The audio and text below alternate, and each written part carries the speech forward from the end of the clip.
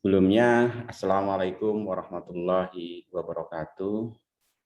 Waalaikumsalam Waalaikumsalam. Waalaikumsalam warahmatullahi wabarakatuh. Selamat sore, salam sejahtera untuk kita semuanya. Oke, teman-teman, hari ini kita melanjutkan diskusi tentang perekonomian Indonesia. Kalau minggu kemarin kita sudah melihat dari definisi, terus mengenal bentuk-bentuk sistem ekonomi. Hari ini kita akan lanjutkan tentang sistem ekonomi pasar dan sistem ekonomi perencanaan. Namun sebelum saya masuk ke materi, kalau ada yang perlu didiskusikan terkait dengan materi minggu lalu, saya persilahkan.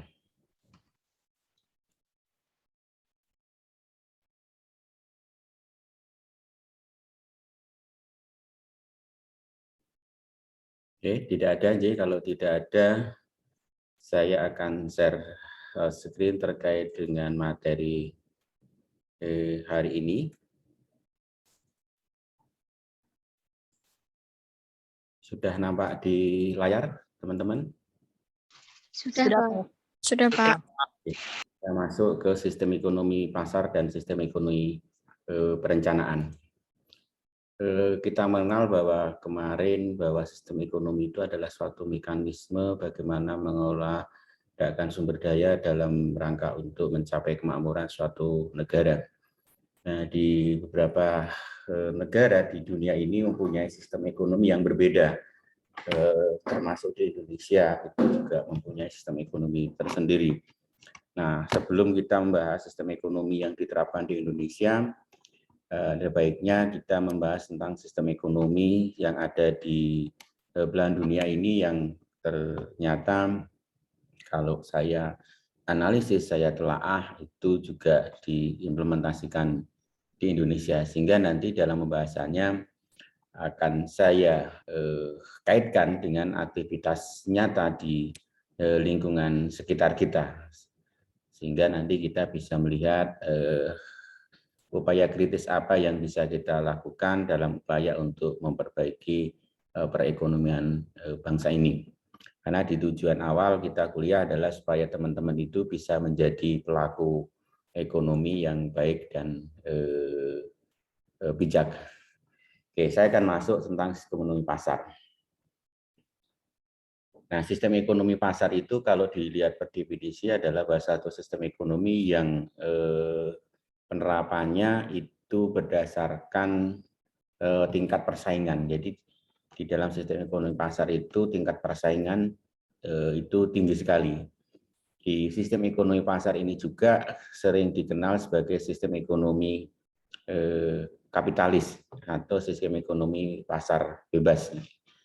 Nah, untuk bisa menjalankan sistem ekonomi pasar ini ada dasar filosofi yang akan dipahamkan di dalam sistem ekonomi pasar ini. Yang pertama bahwa semua orang itu berhak untuk hidup makmur. Nah, jadi semua orang itu berhak untuk hidup makmur sehingga tingkat kompetisinya itu tinggi sekali. Nah, satu dengan yang lain punya hak yang sama. Nah, yang jadi masalah adalah bahwa nanti apakah sumber daya yang dimiliki itu sama atau tidak. Nah, kita akan kaitan dengan seperti yang saya sampaikan kemarin bahwa kita itu menerapkan sistem ekonomi pasar, menerapkan sistem ekonomi perencanaan, menerapkan sistem ekonomi syariah, menerapkan sistem ekonomi perencanaan, dan sistem ekonomi syariah, Pancasila. Nah, ini akan terlihat di dalam aspek-aspek ini nanti. Jadi semua orang berhak untuk hidup makmur. Nah, kalau semua orang berhak untuk hidup makmur, berarti semua bebas bersaing dengan yang lain. Yang jadi masalah adalah apakah sumber daya yang dimiliki itu sama. Kalau sumber daya yang dimiliki tidak sama, ya dia akan kalah yang sumber dayanya kecil. Sumber daya itu apa? Misalnya tingkat pendidikan, modal, jaringan. Nah, itu sumber daya yang harus digunakan untuk mendapatkan kemakmuran. Logikanya bahwa semakin tinggi tingkat pendidikan akan semakin makmur, karena semakin tinggi tingkat pendidikan maka semakin baik tingkat pekerjaan atau semakin baik tingkat pekerjaan, maka semakin tinggi tingkat gaji. Tingkat gaji semakin tinggi, maka kemakmuran itu semakin tinggi. Nah, maka tingkat kemakmuran itu diukur dari bagaimana kita bisa mendapatkan pendapatan yang layak atau yang bisa memakmurkan. Nah, untuk bisa mendapatkan itu kan berarti syaratnya tadi harus terpenuhi. Pendidikan tadi. Pertanyaannya adalah apakah pendidikan di Indonesia sudah mencerminkan untuk mendapatkan kemakmuran itu. Nah, kalau kita menerapkan sistem ekonomi pasar ini, ya kita belum berhasil, ya wajar. Karena apa? Karena syaratnya atau dasar filosofinya aja tidak terpenuhi. Itu yang pertama. Jadi kita sekaligus mengkritisi ya, sekaligus mengkritisi. Nah, kenapa kok saya mengatakan bahwa sistem ekonomi pasar ini juga dianut di Indonesia? Karena di dalam prakteknya bahwa ada tingkat persaingan yang tinggi dalam aktivitas perekonomian di Indonesia. Kalau teman-teman pergi ke suatu daerah, suatu pasar, itu informasinya full, itu persaingan. Nah, yang kedua, semua orang punya kesempatan yang sama.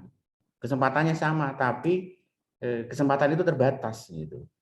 Kesempatannya sama, tapi kesempatan itu terbatas karena apa? Karena sedikit kesempatan.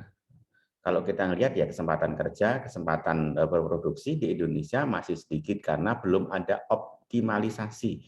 Nah, nanti saya contohkan. Saya pernah mencontohkan yang sektor pertanian belum ya? Belum ya? Nanti saya contohkan.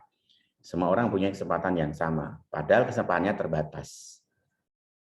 Yang mencari kesempatan itu lebih banyak daripada kesempatan yang ada. Atau katakanlah orang yang bekerja itu orang yang mencari pekerjaan lebih banyak daripada pekerjaan yang tersedia. Nah, itu. Sehingga tingkat persaingan pasar tenaga kerja itu menjadi tinggi sekali. Nah, yang berikutnya kepentingan individu tidak terkalahkan oleh kepentingan kelompok. Ya, dia ingin mendapatkan keuntungan terlebih dahulu. Itu dalam sistem persaingan. Padahal apa? Padahal negara kita menerapkan demokrasi Pancasila dengan membuat sokok guru salah satunya adalah koperasi, di mana koperasi itu dikelola atas dasar kekeluargaan dan kegotong royongan. Nah, ini tidak match, tidak sejalan ini, tidak sejalan dengan kepentingan individu tidak terkalahkan oleh kepentingan kelompok. Nah, kalau kita menerapkan sistem ekonomi pasar ini, ya tidak cocok kan itu, tidak cocok karena kenyataannya adalah kepentingan individu itu dikalahkan oleh kepentingan yang lebih besar. Itu kenyataannya. Terus pandangan atau nilai pribadi tidak dapat diganggu gugat. Nah, pokoknya kan itu. Nah, ilmu pokoknya ini ya bahaya kan itu. Kita nggak bisa pokoknya karena kita dibatasi dengan nilai-nilai, dengan tata nilai. Kalau menurutku benar, belum tentu menurut orang lain benar. Tetapi di sini menurutku benar ya harus benar kan, nggak bisa gitu. Nah, ini yang membatasi adalah bahwa kita itu punya negara yang berdasarkan Pancasila, di mana di situ ada tata nilai gitu. Ada tata nilai yang tercermin dalam sila-sila yang ada di dalam Pancasila, sehingga pandangan ini bukan tidak bisa diganggu. Jadi pandangan itu harus mengikuti nilai-nilai yang ada di dalam Pancasila.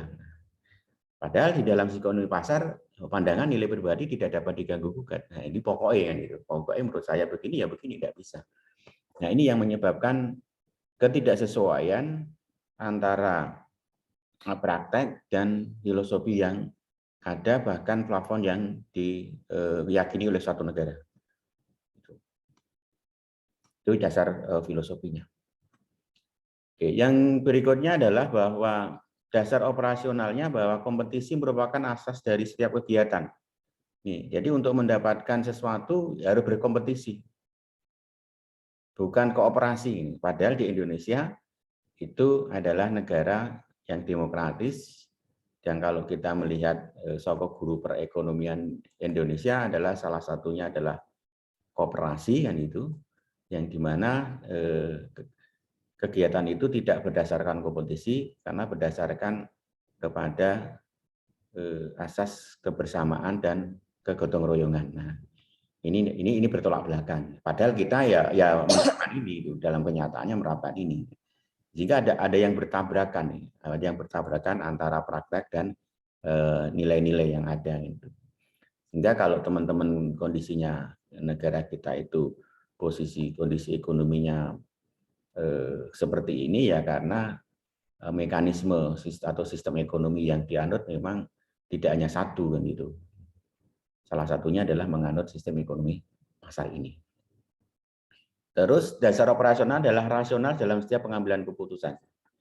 Nah, supaya rasional masuk akal kan itu, rasional masuk akal itu orang harus mempunyai tingkat pendidikan. Semakin tinggi tingkat pendidikan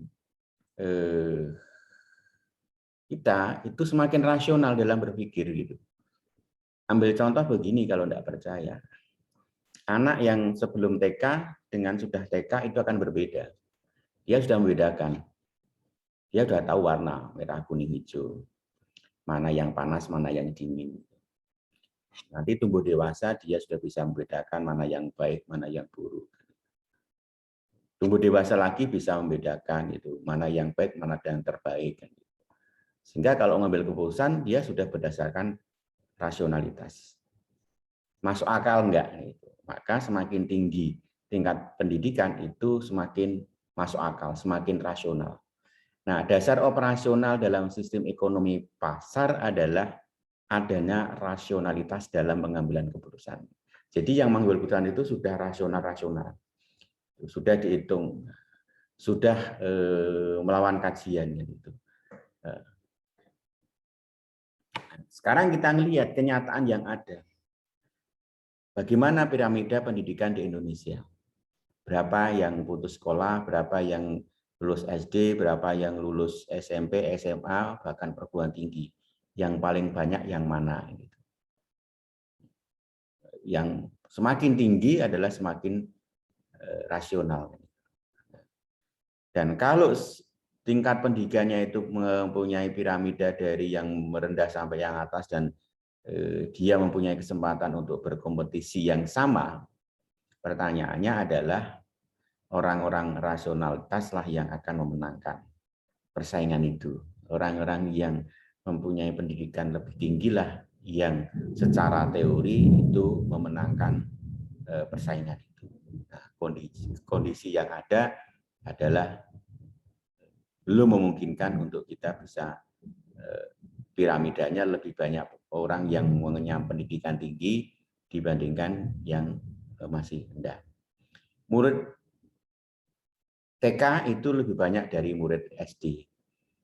Murid SD akan lebih banyak daripada murid SMP. Murid SMP lebih banyak daripada murid SMA. Yang kuliah, ya SMA lebih banyak daripada yang kuliah S1. S1 lebih banyak daripada yang kuliah S2. S2 lebih banyak daripada yang kuliah S3. Jadi S3 semakin kecil, semakin sedikit jumlahnya. Semakin sedikit jumlahnya. Gitu. Sehingga apa? Ya, hanya bagian kecil yang berpikir rasional dalam mengambil keputusan. Ya, lainnya adalah tidak didasarkan oleh rasionalitas atau hitung-hitungan.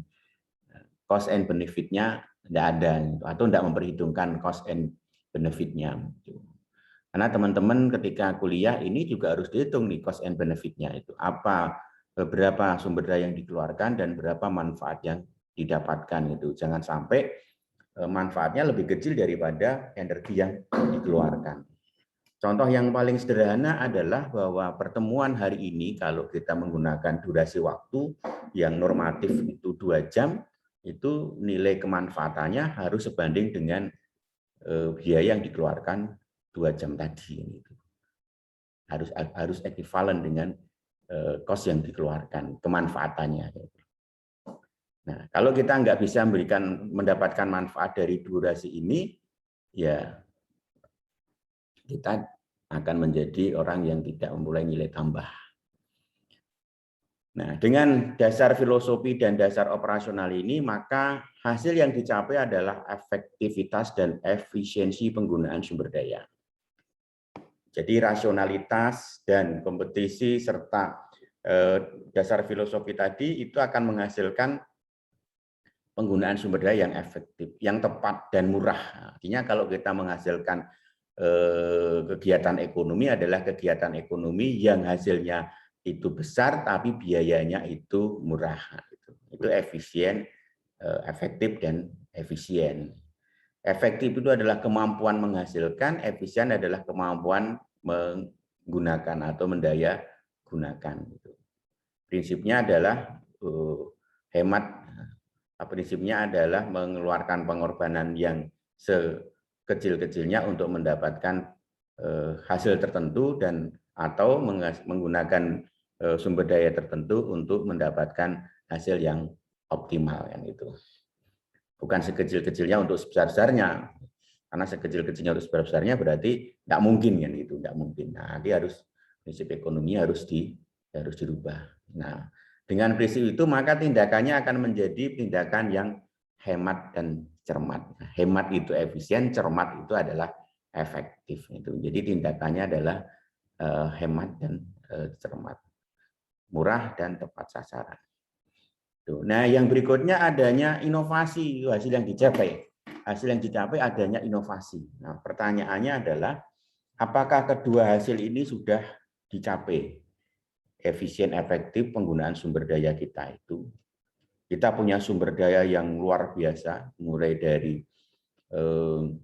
hal yang sangat sepele kan itu, tumbuhan aja yang namanya itu kumis kucing itu baru kumisnya aja itu bermanfaat, itu punya nilai tambah yang luar biasa itu dari sisi itu. Tapi apakah kumis kucing itu sudah menjadi sumber daya yang efektif dan efisien sehingga memberikan nilai tambah ekonomi bagi masyarakat Indonesia? Itu yang pertama. Yang kedua, kita punya lahan luas lahan daratan dan lautan. Apakah luas lahan daratan dan lautan itu sudah memberikan kontribusi optimal bagi kemakmuran bangsa kita? Ini kaitannya dengan pengelolaan sumber daya yang ada. Nah, yang kedua adalah apakah sudah ada inovasi-inovasi dalam pengelolaan sumber daya itu atau teknologi dalam pengelolaan sumber daya itu? Kita lihat kemarin kalau saya mencontohkan drone untuk mengairi sawah atau mengairi tanaman itu, drone untuk menyemprotkan desinfektan atau mungkin robot untuk ani-ani itu. Apakah sudah kita mempunyai hal itu? Kalau di tempat lain, negara lain, kita sudah melihat orang panen padi itu tidak harus dikepiokkan, tetapi begitu dipotong dia sudah langsung masuk karung kan itu. Karena dia menggunakan mesin ini. Jadi inovasi teknologi dalam bidang pertanian, pengolahan dan panen kan itu. Sehingga nanti muncul inovasi pengelolaan pasca panen kan gitu loh. Metode pengeringan dan sebagainya.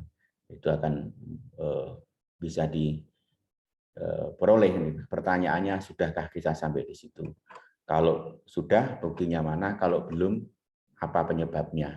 Atau mengapa itu bisa terjadi? Nah, ini bisa menjadi bahan diskusi bagi kita semuanya, bagi teman-teman untuk mencari jalan keluar kenapa kondisi ini bisa seperti ini. Kita itu ibaratnya anak ayam mati di lumbung padi. Jadi anak ayam mati di lumbung padi. Kenapa anak ayam itu mati di lumbung padi? Apakah dia nggak bisa makan itu? Padahal di situ ada gabah yang banyak itu. Atau apa yang menyebabkan dia mati di dalam lumbung itu? Nah, ini kondisi yang kita alami. Mata kuliah ini mata kuliah yang kita akan buka fenomena yang terjadi di lapangan, dikaitkan dengan teori, sehingga ketika ada gap, kita akan mencari kenapa kok muncul gap itu. Nah, tugas kita adalah memberikan masukan supaya gap-gap itu tidak ada atau mengurangi gap yang ada itu. Ini tujuannya. Nah, jadi kita kaitkan teori dan kenyataan sehingga ketika ada gap, nah, kenapa ada gap dan bagaimana cara mengatasi gap itu. Nah, oke, itu dasar operasionalnya. Nah, sekarang kalau ekonomi pasar atau sistem ekonomi pasar ini akan berhasil, maka harus ada syarat keberhasilannya. Syarat keberhasilannya. Yang pertama adalah tidak adanya distorsi. Nah, ini yang harus kita lakukan. Syarat ini harus kita penuhi. Tidak ada distorsi ekonomi. pertanyaannya apakah di negara kita distorsi ini tidak ada atau masih ada yang gitu. Ini yang jadi pertanyaan, apakah distorsi ini ada atau tidak ada? Kalau ada buktinya apa, kalau tidak ada buktinya apa? Barangkali kalau ada yang bisa memberikan pendapat, silakan dibuka speakernya. Saya persilahkan.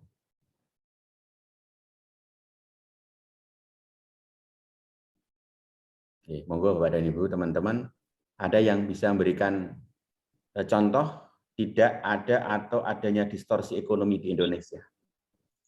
Ya Pak, Ya, mau silakan. izin mau bertanya. Ya, silahkan. Sebelum dahulu, perkenalkan nama saya Amos PK. Barangkali bisa dibuka kameranya, Mas, biar teman-teman itu bisa melihat wajahnya.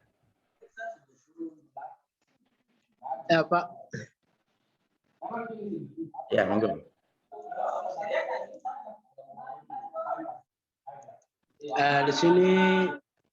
Di sini saya akan mempertanyakan dalam yang syarat keberhasilan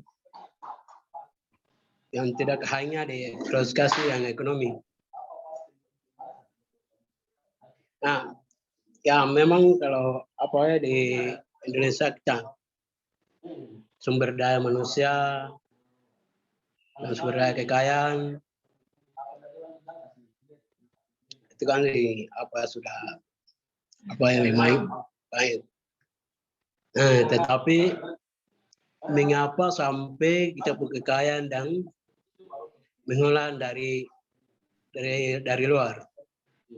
Bahkan sampai saat ini yang terjadi kemiskinan yang terjadi dan juga yang kebanyakan yang tiduran terjadi di jalan dan di bawah batang.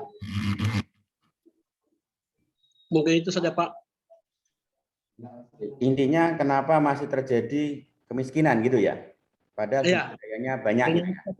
ya, mengapa sampai kejadian sepertinya ini? Oke. Oke, terima kasih Mas Amos atas pertanyaannya. Mungkin sebelum saya menjawab, ada teman-teman, Bapak dan Ibu yang bisa memberikan pandangan terkait dengan pertanyaannya Mas Amos, bahwa negara kita punya sumber daya yang melimpah, tapi kenapa rakyatnya masih miskin kan itu, atau kondisinya masih seperti ini kan itu. Ya, mengapa sampai mengolah dari orang luar? Dan kenapa harus diolah orang luar kan itu. Oke, monggo ada yang memberikan, saya beri kesempatan dulu kalau ada, kalau tidak ada saya akan coba menjawab ya. Oke. Pertama, kenapa kok negara kita itu negara yang punya sumber daya yang banyak, negara dan dikelola orang lain, negara kita tetap miskin kan itu. Itu pertanyaan yang bagus ya. Bisa contohkan tadi, ibaratnya ayam ya, anak ayam kita itu anak ayam yang mati di lumbung padi. Gitu. Mungkin anak ayamnya tadi nggak bisa makan cara makan padinya gitu. Nah, jadi ya kalau kita punya sumber daya alam yang melimpah tadi kita belum mendaya gunakan dan didayakan oleh orang lain karena pertama ya kepercayaan negara terhadap anak bangsanya barangkali belum sempurna gitu. Bahwa kita sebenarnya orang yang bisa gitu. Itu yang pertama.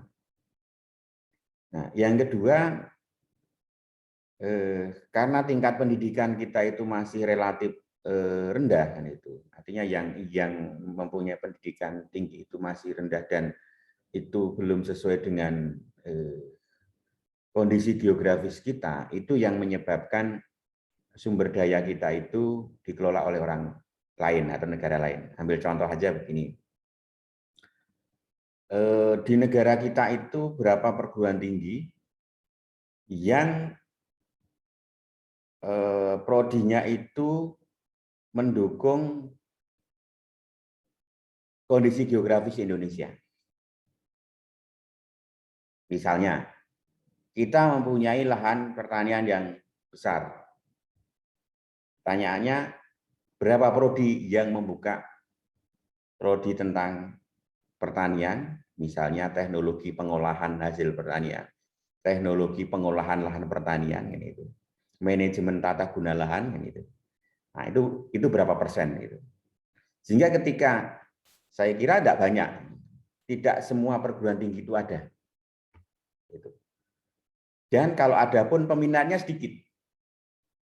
Karena pertanian itu identik dengan miskin, identik dengan kotor, kan itu. Identik dengan tradisional. Sehingga banyak anak muda yang tidak tertarik ke bidang-bidang itu. Padahal kita punya lahan yang luar biasa yang kalau kita kelola, tidak perlu kita melakukan impor gitu, bahan pertanian, karena lahannya tercukupi kan itu, tenaga kerjanya ada kan itu. Tetapi tenaga kerja itu tidak didukung oleh kemampuan di dalam mendayagunakan sumber daya lahan pertanian tadi. Sehingga kita masih hasilnya kalah. Itu di sektor pertanian. Di sektor pertambangan juga sama. Berapa perguruan tinggi yang membuka prodi pertambangan? Padahal di negara kita itu ada potensi pertambangan yang luar biasa. Ambil contoh di Papua, di Kalimantan, dan di daerah-daerah lain. Sumatera, itu potensi pertambangan luar biasa. Sehingga Pak yang mengisi adalah tenaga-tenaga dari luar. Karena yang concern terhadap ilmu terkait dengan kondisi geografis kita itu tidak banyak. Nah, itu sehingga Pak ada pengelolaan dari luar. Itu contoh yang dari pertanian dan pertambangan. Contoh lain adalah kita itu punya laut. Yang lautnya luar biasa luas, bahkan luas lautan lebih luas daripada daratan di Indonesia. Yang tentu saja di dalamnya tersimpan sumber daya laut yang luar biasa gitu. Salah satunya adalah ikan. Pertanyaannya, adakah perguruan tinggi yang mempunyai prodi atau seberapa banyak perguruan tinggi yang mempunyai prodi pengolahan atau teknologi penangkapan ikan gitu. Pengolahan hasil laut gitu. Terus manajemen pemasaran hasil laut kan itu. Itu teman-teman nanti bisa browsing. Nah, sekarang kan bisa dicek, mencari misalnya prodi kelautan, spesifik prodi kelautan, misalnya jurusan tentang budidaya ikan laut atau metode penangkapan ikan laut atau manajemen pemasaran ikan. Nah, khusus ikan kan itu. Karena memasarkan ikan itu berbeda dengan memasarkan wolowija. Ikan punya kadaluarsonya, sehingga punya karakter tertentu. Kalau misalnya itu ikannya hidup, itu gimana cara mengekspor ikan hidup itu sampai di tempat tujuan masih hidup kan itu. Kalau wolowija kan tidak perlu metode khusus kan itu. Itu diperlukan. Itu dari sisi itu. Nah, oleh karena itu ya salah satu penyebabnya pengapa itu adalah ya tingkat pendidikan yang belum memadai untuk mendayagunakan sumber daya itu. Kalau sudah ada memang masih terbatas. Nah, oleh karena itu sarannya adalah bagaimana kita meningkatkan kualitas pendidikan yang menunjang industrialisasi di Indonesia. Industri apa? Industri pertanian, industri peternakan, industri perikanan, industri pertambangan, dan industri jasa. Itu harus ada. Kalau industri jasa dan yang lainnya, industri jasa terutama itu sudah banyak sekali.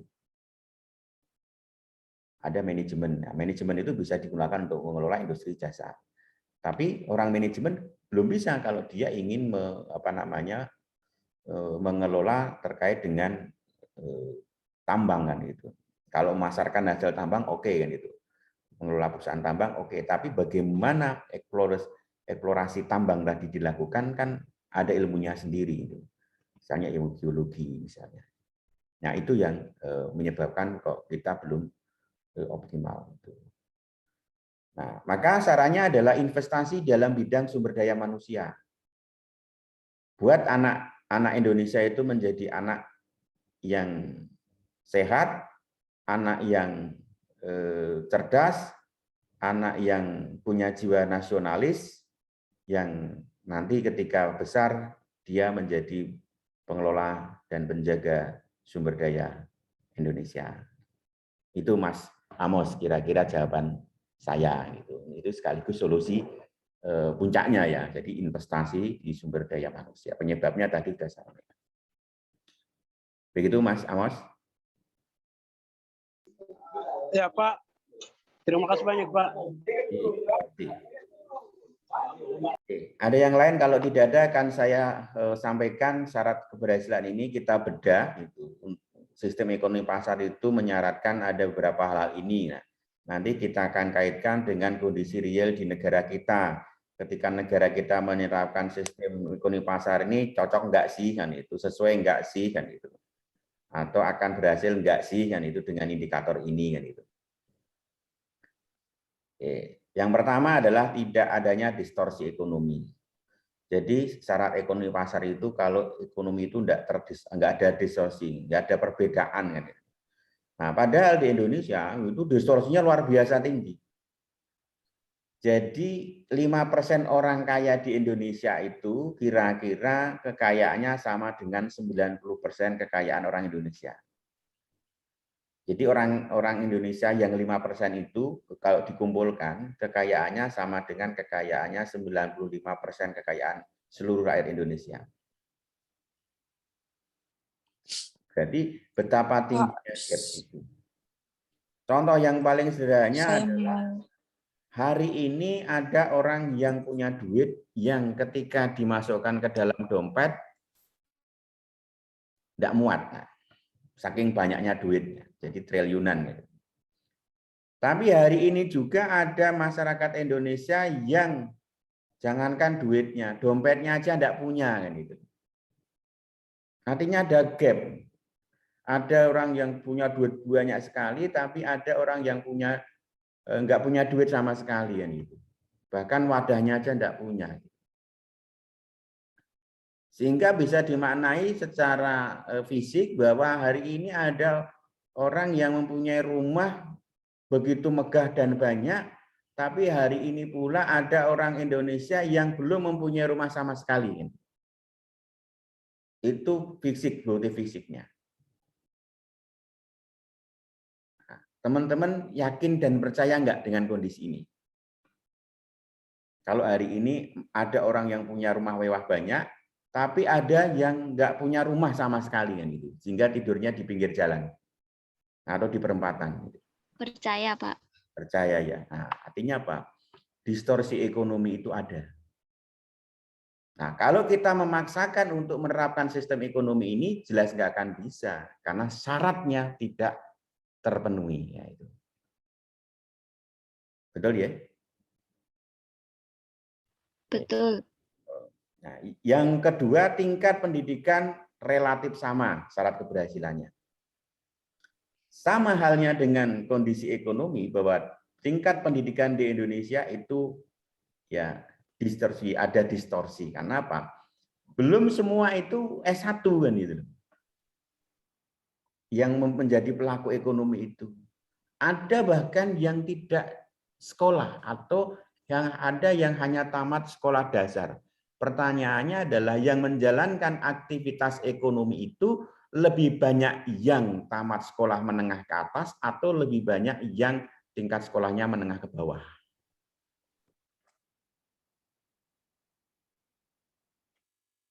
Kalau masih banyak yang menengah ke bawah, berarti apa? Tingkat rasionalitas dalam pengambilan keputusannya masih rendah, dan maka ketika ditandingkan dengan yang menengah tadi, ya yang banyak itu akan jadi kalah. Kan itu.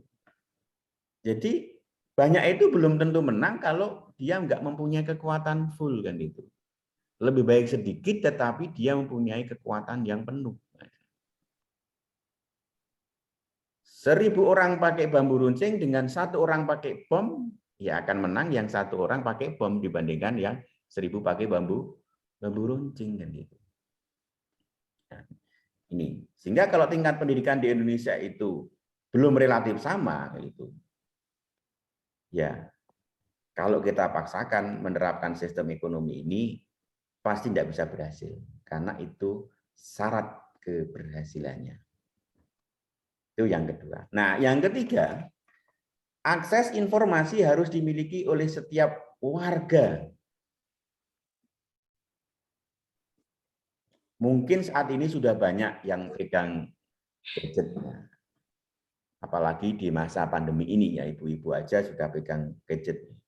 Tapi apakah gadget itu digunakan untuk aktivitas menggerakkan ekonomi? Sehingga ketika memiliki informasi itu, informasi yang bisa digunakan di dalam pengambilan keputusan dalam rangka untuk meningkatkan tingkat kemakmurannya. Syarika belum. Di Indonesia sudah banyak yang punya gadget, tapi kemanfaatan untuk punya gadget perlu dititik ulang.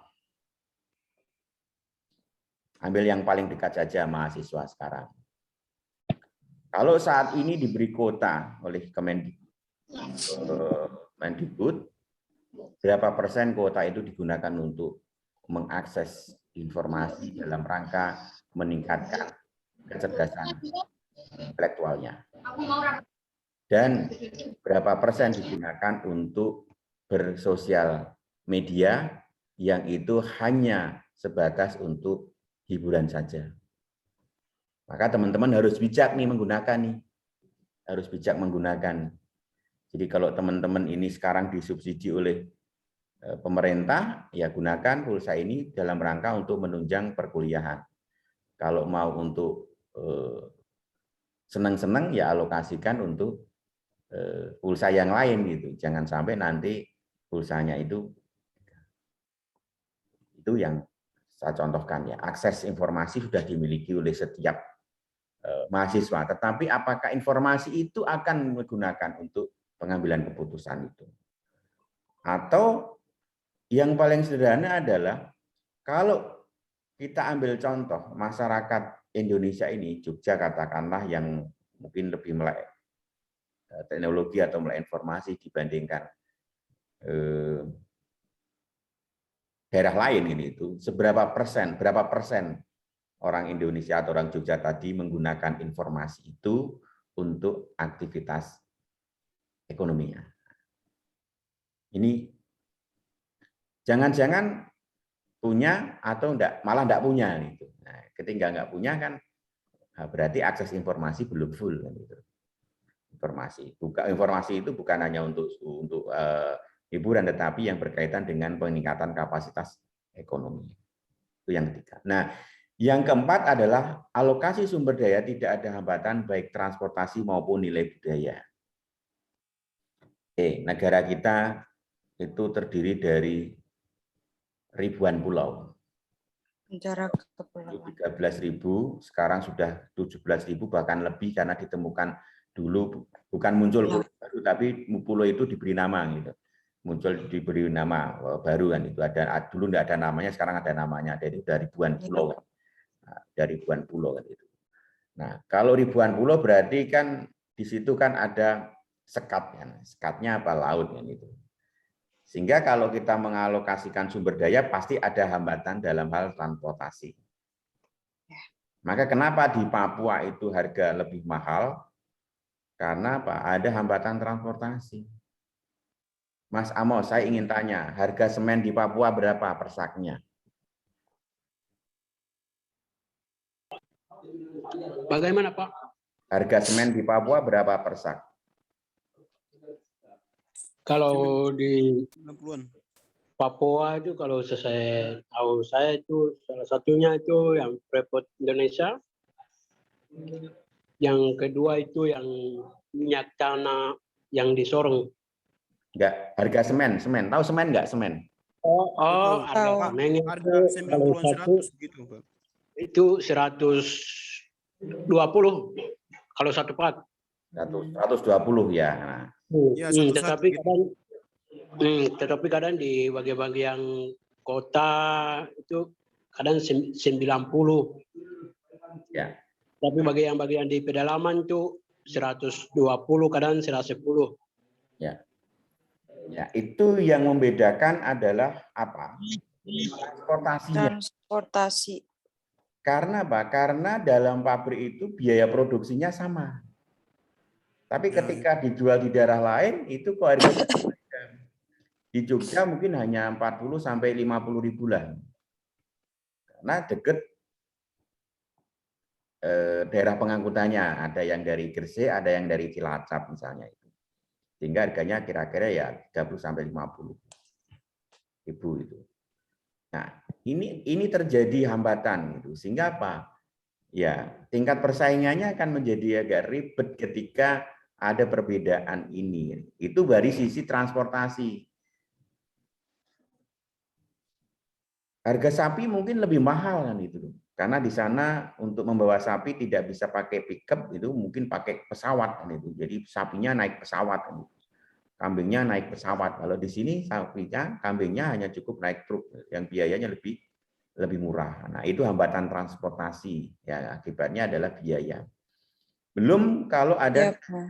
hambatan nilai budaya. Di daerah tertentu ini bisa diterima, di daerah lain belum tentu bisa diterima. Ambil contoh nilai budaya dan apa namanya keyakinan ya, contoh. B4 B1 di daerah tertentu itu halal menurut keyakinannya agamanya, atau enggak masalah, jadi bisa dimasak ya B4 B1, bahkan ada warung B4 B1 itu secara terbuka. Tetapi di daerah lain belum tentu menerima gitu. Karena keyakinannya itu tidak memperbolehkan. Itu norma agama. Yang kedua, yang ketiga ya, hambatan dalam transformasinya itu terkait dengan nilai budaya atau perbedaan bahasa. Salah satu contoh yang sering saya gunakan adalah perbedaan bahasa.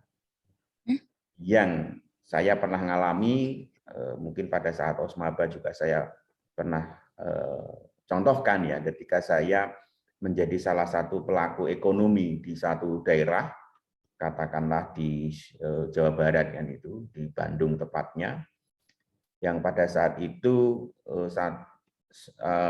satu tempat itu dipakai oleh 3 counter. Jadi saya dengan om saya itu satu, saya membantu om saya, terus ada 2 counter dari Sunda itu yang jualan makanan, sama-sama makanan tapi berbeda. Nah, suatu ketika karena itu dalam satu area biasanya saling tolong menolong gitu. Jadi prinsip orang Indonesia itu saling tolong menolong. Jadi kalau pas counter saya nggak laku, counter orang lain itu laku, saya ikut membantu counter orang lain itu sekedar untuk misalnya mengambilkan perkakas atau mempersiapkan. Suatu saat saya dimintai tolong oleh counter yang lain yang dijaga oleh orang Sunda juga dan komunikasinya dengan menggunakan bahasa Sunda. Saya tinggal di Bandung belum begitu lama, jadi bahasa Sunda juga belum bisa kan itu. Artinya nggak ngerti lah artinya apa kan itu. Tapi dalam komunikasi itu saya contohkan saat itu saya diminta untuk nyopot piring kan itu. Orang Jawa ngerti nggak saya diminta untuk nyopot piring itu artinya apa? Bahasa Indonesianya apa nyopot piring itu? Nggak tahu, Bang. Ya, orang Jawa tahu nggak artinya nyopot piring? Coba. Nggak tahu, Pak. Orang Jawa, misalnya nyopot piring, orang Jawa suruh nyopot piring, itu bahasa Indonesianya nyopot piring itu apa? Menggigit piring. Menggigit piringnya itu. Coba bayangin, saat itu saya diminta untuk nyopot piring. Saya orang Jawa kan, saya mesti membahasa Indonesia kan? Kok saya suruh gigit piring kan gitu. Kalau saya nggak ngerti bahasa Sunda, artinya nggak ngerti kan bahasa Sunda artinya nyopot piring itu artinya apa, saat itu nggak ngerti. Kan. Akhirnya saya bilangnya nggak mau kan itu. Saya jawab dengan bahasa Indonesia, nggak mau. Kenapa? Atos, saya bilang gitu. Tahu atos artinya apa? Sudah Ya bahasa Sundanya, bahasa Indonesianya. keras. Kerasnya. Kalau saya disuruh nyopot piring, saya jawab atos, kira-kira orang Jawa akan benarkan nggak? Mbak Nafisa orang Jawa atau orang Sunda? Jawa, Pak. Coba saya minta gini, Mbak Nafisa tolong copotkan piring. Kira-kira Mbak Asya orang bilang seperti apa? Boten atos. Boten atos kan gitu kan? Iya betul, sama yang saya lakukan seperti itu. Saya nggak mau, kenapa atos kan gitu. Yo piring kok suruh nyokot, yo atos toh kan gitu. Betul ya? Ternyata itu tambah marah gitu. Tambah marah ini gitu. Tambah marah. Tadi yang menjawab atos sudah tadi Mbak siapa tadi ya? Nurlita. Mbak Nurlita orang Sunda ya? Iya, Pak. Ya. Atos itu sudah ya? Iya, sudah. Ya, atas itu bahasa Indonesianya sudah. Jadi waktu itu teman saya marah, yang satu beda konten itu marah. Jumadi colong cokotkan piring kan itu. Saya nggak mau atos kan itu. Saya bilang atos itu tambah marah. Mana atos gitu. Mana atos kok nggak ada gitu. Ya saya bilang atos itu ya keras kan nggak mau kan itu. Ternyata atos itu sudah, makanya marah. Wong sudah kok nggak ada, mana piringnya? Kalau sudah kan mestinya ada kan gitu. Nah, untung ada orang Sunda yang menengahi saya. Dia mengatakan kalau nyokot itu ngambil, atos itu sudah. Jadi kalau kamu disuruh ngambil piring, bilangnya atos, mestinya ada gitu. Maka ketika nggak ada dia marah gitu. Nah itu transformasi kegiatan yang punya hambatan kan gitu. Harusnya kegiatan itu lancar kan itu. Tapi karena ada perbedaan budaya dalam hal bahasa tadi, itu jadi mau berkelahi kan itu. Nah, berarti apa? Ini menjadi hambatan kan itu. Nah, di daerah lain dengan tertentu maknanya berbeda. Oleh karena itu empan go papan tadi. Nah, itu kalau teman-teman mau masuk ke daerah tertentu ya pahamilah bahasa di daerah itu, jangan sampai menimbulkan masalah yang maknanya di daerah kita baik tetapi ternyata di daerah yang kita tinggali baru itu adalah tidak baik. Nah, itu akan kalau kita melakukan aktivitas ekonomi itu akan menjadi hambatan. Nah, kita bisa bayangkan di Indonesia itu ada sekitar 500 suku bangsa di Indonesia ini. Yang 500 suku bangsa itu tentu saja mempunyai bahasa yang berbeda. Jawa Timur itu ada sukunya macam-macam ya. Ada yang dari Jawa Timur enggak?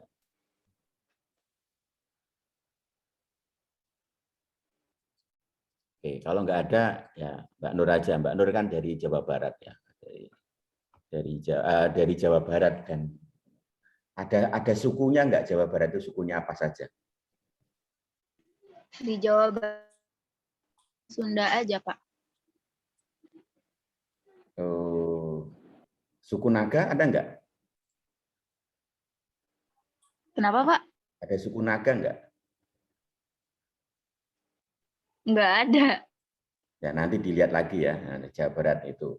Sukunya apa saja? Di Jawa Barat dulu termasuk Banten itu ada sukunya, ada suku Sunda, ada anak dalam, ada anak luar, itu suku ya. Nah, ada. Nanti yang lain dicari. Di Jawa itu Jawa Tengah itu ada suku, ada Bagelen kan itu suku, ada Jawa itu sendiri suku, dan ada Jogja ini suku. Nah, jadi Jogja ini suku sendiri, tapi tidak banyak orang yang tahu bahwa Jogja ini sebuah suku kan itu. Ngertinya Jogja ini Jawa sukunya, Jogja ini suku sendiri kan itu. Dan saya juga baru tahu belum lama kan itu. Makanya bahasanya agak berbeda kan itu. Jawa Tengah, Jogja itu sedikit berbeda. Itu tidak sama persis kan itu. Apalagi Jawa Timur. Jawa Timur itu ada sukunya, ada suku Madura gitu. Ada suku Tengger kan itu. Tengger kan itu yang kalau teman-teman lihat serial yang didiami oleh Empu Tong Bajil kan itu lah. Itu ada suku Tengger kan itu. Ada suku Osing nah itu, ada di Banyuwangi kan itu. Itu suku. Ada perbedaan. Nah, dia punya petata nilai budaya yang berbeda.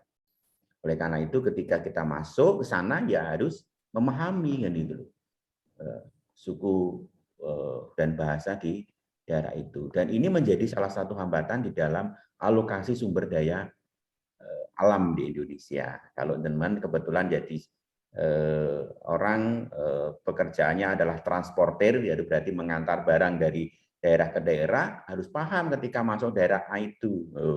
Ngomongnya harus menyesuaikan. Gitu. Kalau enggak pakai bahasa Indonesia, supaya apa? Supaya ada kesamaan. Gitu.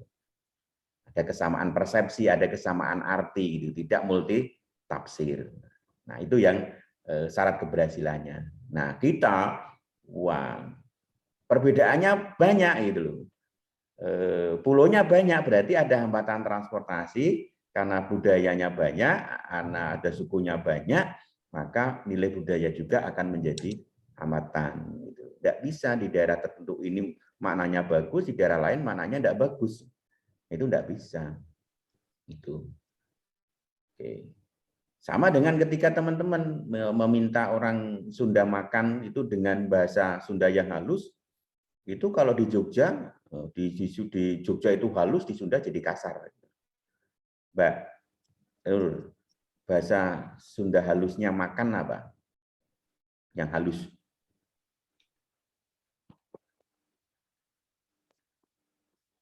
Mbak, yang dari Sunda tadi ya. Bahasa Sundanya makan secara halus, Mbak Nur. Nah, Mbak Nur. Halusnya itu tuang. Tuang. Kalau Iya. kasar? Kalau kasarnya dahar. Daharnya. Padahal di Jogja ini dahar itu paling halus kan gitu loh.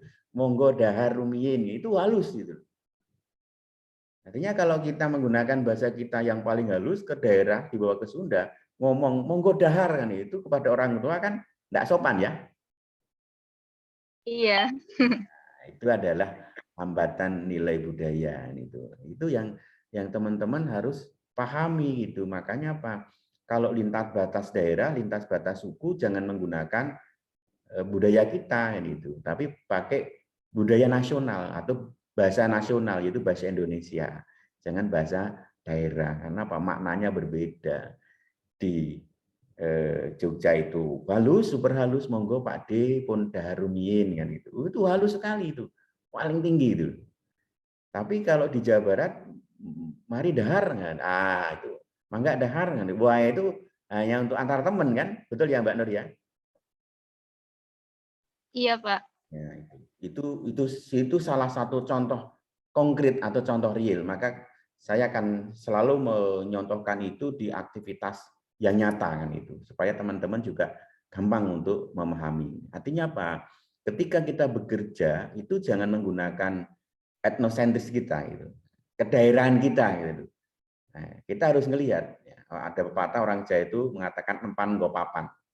Kalau kita ada di Jawa ya gunakanlah bahasa Jawa kalau bisa. Kalau nggak bisa bahasa Indonesia. Kalau kita di Sunda ya gunakanlah bahasa Sunda. Kalau bisa, kalau nggak bisa bahasa Indonesia, jangan bahasa Sunda. Itu supaya tidak terjadi hambatan tadi. Itu karena saya ngalami itu, semuanya saya ngalami itu. Sehingga ini bisa menjadi praktek lapangan kan itu. Saya bercerita karena saya menjadi pelaku ekonomi di Bandung kan itu. Nah, sehingga saya bisa mengatakan, oh ini loh hambatan budaya ketika saya melakukan aktivitas ekonomi dan mengalami masalah. Makanan juga berbeda rasa makanan itu. Kalau di Bandung membeli pisang goreng kan itu dikasih yang gosong-gosong ya Mbak Nur ya. Iya, goreng itu jelek soalnya. Goreng itu jelek. Itu masa pisang goreng dimakan kan itu. Kalau di sini kan biasa pisang goreng nggih goreng ya. Goreng pas yang paling bagus itu. Di sini goreng aja jelek, goreng aja bagus kayak gini, gimana yang bagus nih kan gitu ya, bingung ya. Nah, ini pisang goreng aja bagusnya kayak gini. Nah, gitu. Apalagi yang bagus ini. Ada perbedaan gitu. Nah, itu salah satu. Oke, syarat yang berikutnya adalah adanya kesamaan hak. Ada kesamaan hak untuk tadi ya, untuk apa namanya mendapatkan kemakmuran dan untuk mendapat bisa bersaing semuanya. Ini syaratnya. Gitu. Nah, kita punya kesamaan hak, tetapi potensi untuk mendapatkan hak yang sama tadi itu tidak ada. Oke, ada yang raise hand. Kira apa yang ada yang ditanyakan, Mbak Stefan? Monggo, silakan.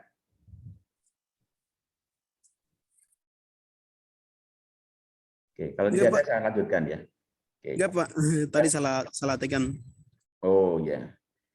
Oke, yang berikutnya adalah syarat keberhasilannya adalah peran pemerintah hanya sebagai fasilitator atau memberikan sarana pendukung saja. Ini dalam sistem ekonomi pasar itu pemerintah berperan sebagai fasilitator atau peran pendukung. Nah, kita itu menerapkan sistem ini sehingga saya harus bedah langsung itu karena kita di awal sudah sampaikan bahwa sistem ekonomi Indonesia itu adalah sistem ekonomi campuran. Nah, kenapa campuran? Karena juga menerapkan sistem ekonomi pasar ini. Tapi kenapa nggak berhasil? Karena syarat keberhasilannya ini. Terus kondisinya seperti apa kan gitu? Peran pemerintah hanya sebagai fasilitator. Kondisinya tidak seperti ini. Jadi pemerintah itu tidak hanya sebagai fasilitator di Indonesia ini, tetapi juga sebagai pengatur, tetapi juga sebagai pemain.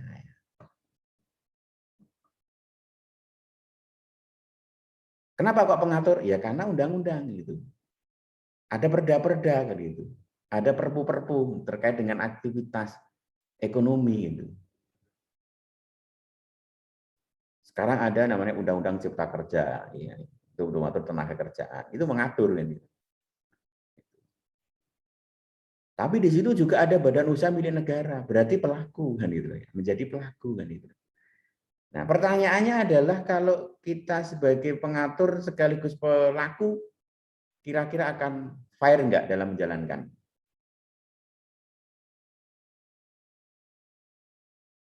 Kalau Anda dikasih mandat sebagai pengatur, tetapi sekaligus pelaku, pertanyaannya adalah Anda akan bisa fair enggak dalam menjalankan amanah itu?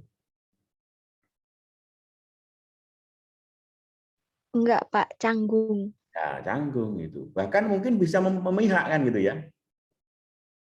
Bisa memihak. Karena ibaratnya adalah kalau pengatur itu menjadi pemain, itu ibaratnya main sepak bola, wasit itu bisa ikut bermain kan itu.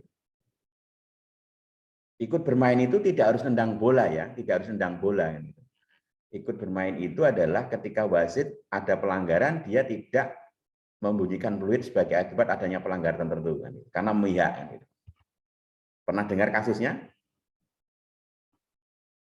Di televisi, makanya wasitnya terus dikeroyok itu sama penontonnya kan itu. Karena dianggap ini harusnya pelanggaran kok tidak dihukum kan gitu, ya kan? Itu karena apa? Sebagai pengatur tapi dia ikut bermain kan gitu. Karena ada keterpihakan gitu. Ada yang benar memang, oh saya nggak melihat, tapi hakim garis kan ada kan gitu loh ya. Hakim garis ada. Gitu. Nah, kalau wasitnya satu nggak tahu, hakim garisnya kan pasti tahu juga kan gitu. Nah, itu kan pengatur ikut main. Nah, akhirnya apa? Ya dia tidak fair, pasti akan canggung atau memihak. Ini syarat keberhasilannya. Pertanyaannya terpenuhi enggak untuk kondisi negara kita?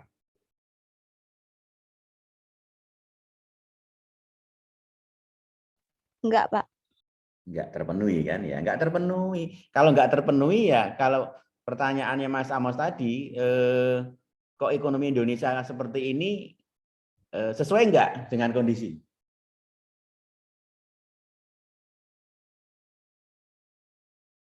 Ya sudah sepantasnya kalau kondisi ekonomi Indonesia seperti ini sepantasnya.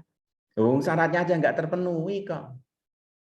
Misalnya teman-teman mau ikut ujian, itu ada norma akademik tingkat kehadiran 80% kan itu, ya kan? Ya gimana teman-teman mau lulus, mau ikut ujian aja nggak bisa kalau tingkat kehadirannya 60% kan itu. Nggak akan mungkin lulus. Sampai kapanpun kalau tingkat kehadirannya itu hanya 60%. Walaupun saya bisa Pak, saya bisa, saya yakin bisa mengerjakan. Tapi Anda nggak bisa masuk kelas ujian. Karena kuota pertemuan Anda tak terpenuhi. Karena syarat ikut ujian adalah minimal 80% tingkat kehadiran kan itu. Makanya ini tolong teman-teman diperhatikan kan itu. Kan ada aturan itu, aturan akademiknya kan ada. Untuk bisa ikut ujian itu syaratnya adalah 80% tingkat kehadiran. Jadi kalau bisanya atau pandainya melebihi dosennya, itu kalau nggak bisa ikut ujian ya nggak akan lulus. Nggak akan lulus. Karena ujian aja nggak bisa, gitu. Nggak bisa ikut. Gitu. Maka lulus itu ada dua kategori. Lulus itu bisa, dan lulus itu bisa mungkin nggak bisa. Gitu. Kenapa? Kok nggak bisa kok lulus? Karena nyontek. Ya, itu. Bisa lulus dan tidak konangan. Kan, gitu. Kalau konangan ya nggak akan lulus gitu. Nah, kalau nyontek itu nggak lulus tapi nggak bisa tapi bisa lulus. Orangnya bisa tapi nggak lulus kan itu. Ada nggak kemungkinan? Ada. Kenapa? Karena nggak ikut ujian. Dia bisa sebenarnya, tapi nggak lulus karena nggak ikut ujian. Artinya apa? Syaratnya nggak terpenuhi gitu. Mau gimana mau bisa lulus, ujian aja nggak ikut gitu. Nah, ini sama analoginya gitu. Kalau kita ingin berhasil, ya ini harus terpenuhi syaratnya. Harus terpenuhi. Jika tidak terpenuhi, ya nggak akan berhasil. Itu analogi sederhananya seperti itu. Syarat makan itu adalah cuci tangan. Kalau Anda tidak mau cuci tangan, ya nggak bisa makan. Nah, itu. Syaratnya nggak dipenuhi kan.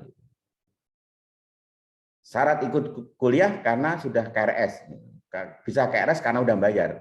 Maka bayar itu bisa KRS. Tapi orang yang bayar belum tentu bisa kuliah. Karena apa? Karena tidak mengisi KRS. Nah, itu syaratnya tidak terpenuhi kan gitu.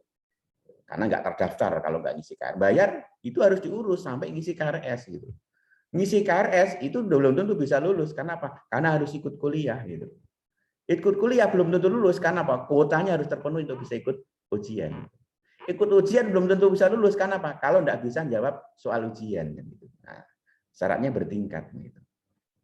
Sama kondisi ekonomi Indonesia juga syaratnya bertingkat. Nah, inilah syarat-syaratnya harus terpenuhi. Makanya kritik-kritik di awal tadi, ini jalan keluarnya, penuhi kondisi ini. Jangan ada distorsi ekonomi. Maka buatlah semua makmur. Supaya semua makmur, buatlah tingkat pendidikannya tinggi. Kan gitu. Supaya pendidikannya tinggi, buatlah orang bisa sekolah. Supaya orang bisa sekolah, maka punyanya duit kan itu. Supaya punya duit, maka harus bekerja. Supaya bekerja, tingkat sekolah muter kan itu. Maka intinya di mana? Punya duit dulu baru sekolah atau punya sekolah dulu baru punya duit.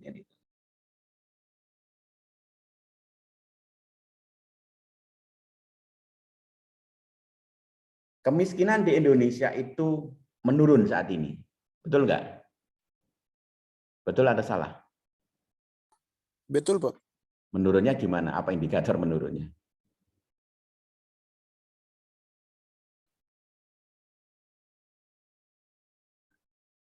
Kemiskinan di Indonesia mungkin makin meningkat. Yang miskin makin banyak. Yang miskin makin banyak.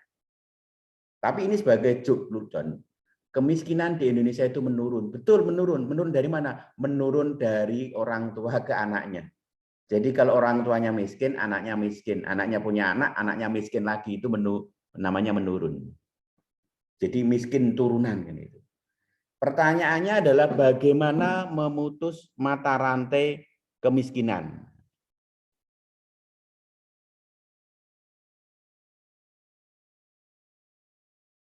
Bagaimana? Kuncinya adalah pendidikan. Jadi buat orang Indonesia itu pintar semuanya, insya Allah tidak akan miskin.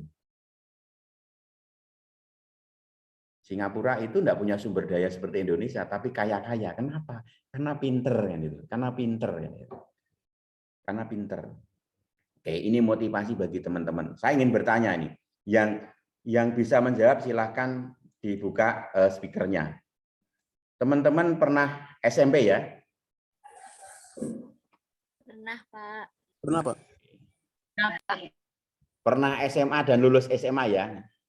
Pernah, Pak. Pernah. Ya, pernah. Sekali lulus ya. Pertanyaannya, pernah dikasih slogan time is money enggak? Pernah. Nah, pertanyaannya itu slogannya itu benar enggak sih?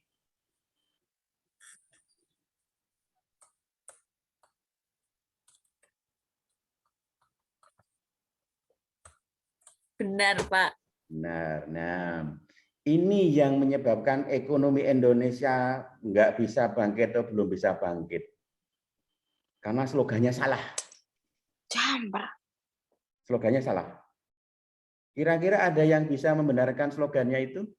Dari time is money, apa sih maknanya time is money itu? Waktu adalah uang. Waktu adalah uang. Waktu adalah uang. Kalau saya adalah punya waktu yang banyak songgo uang, apakah uang itu akan datang? Enggak. Enggak, Pak. Itu yang di pinggir jalan tuh punya banyak waktu uang itu, tapi duitnya nggak datang gitu. Nah, ini harus Salah. diluruskan. Slogan ini harus diluruskan, teman-teman. Kita itu dicekoki slogan yang salah. Salah. Nggak ngeluruskan nanti menjadi dosa jariah itu. Oke, ada yang tahu gimana cara meluruskan slogannya? Work is money, Pak. Kerja adalah uang. Kerja adalah uang. Loh, kerjanya orang banyak yang kerja itu, tapi tidak banyak uang. Kalau sehari cuma dibayar 10.000 atau 20.000, tandur itu. Iya, Pak. Ya kan? Bekerja seharian dapatnya 50.000. Ada orang yang bekerja 1 jam itu dapatnya 50 juta. Kalau teman-teman bisa menjadi motivator seperti tokoh-tokoh motivator terkenal itu kira-kira 1 jam itu bayarnya 70 sampai 100 juta itu.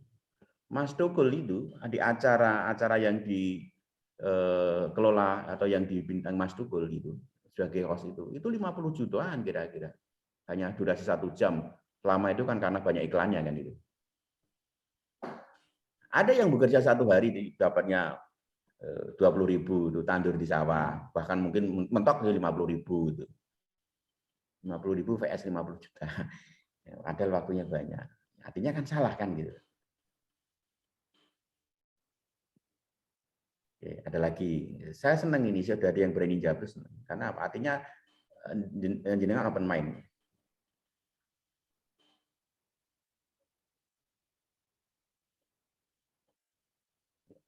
Dia terbuka ya.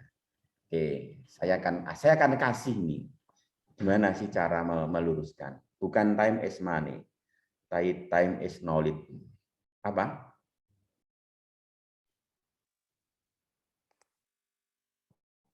Time is knowledge. Knowledge is money. Nah, belum tentu kalau dia punya pengetahuan terus dia bisa dapat uang kan itu. Ya, time is knowledge, knowledge is power, power is money. Ya.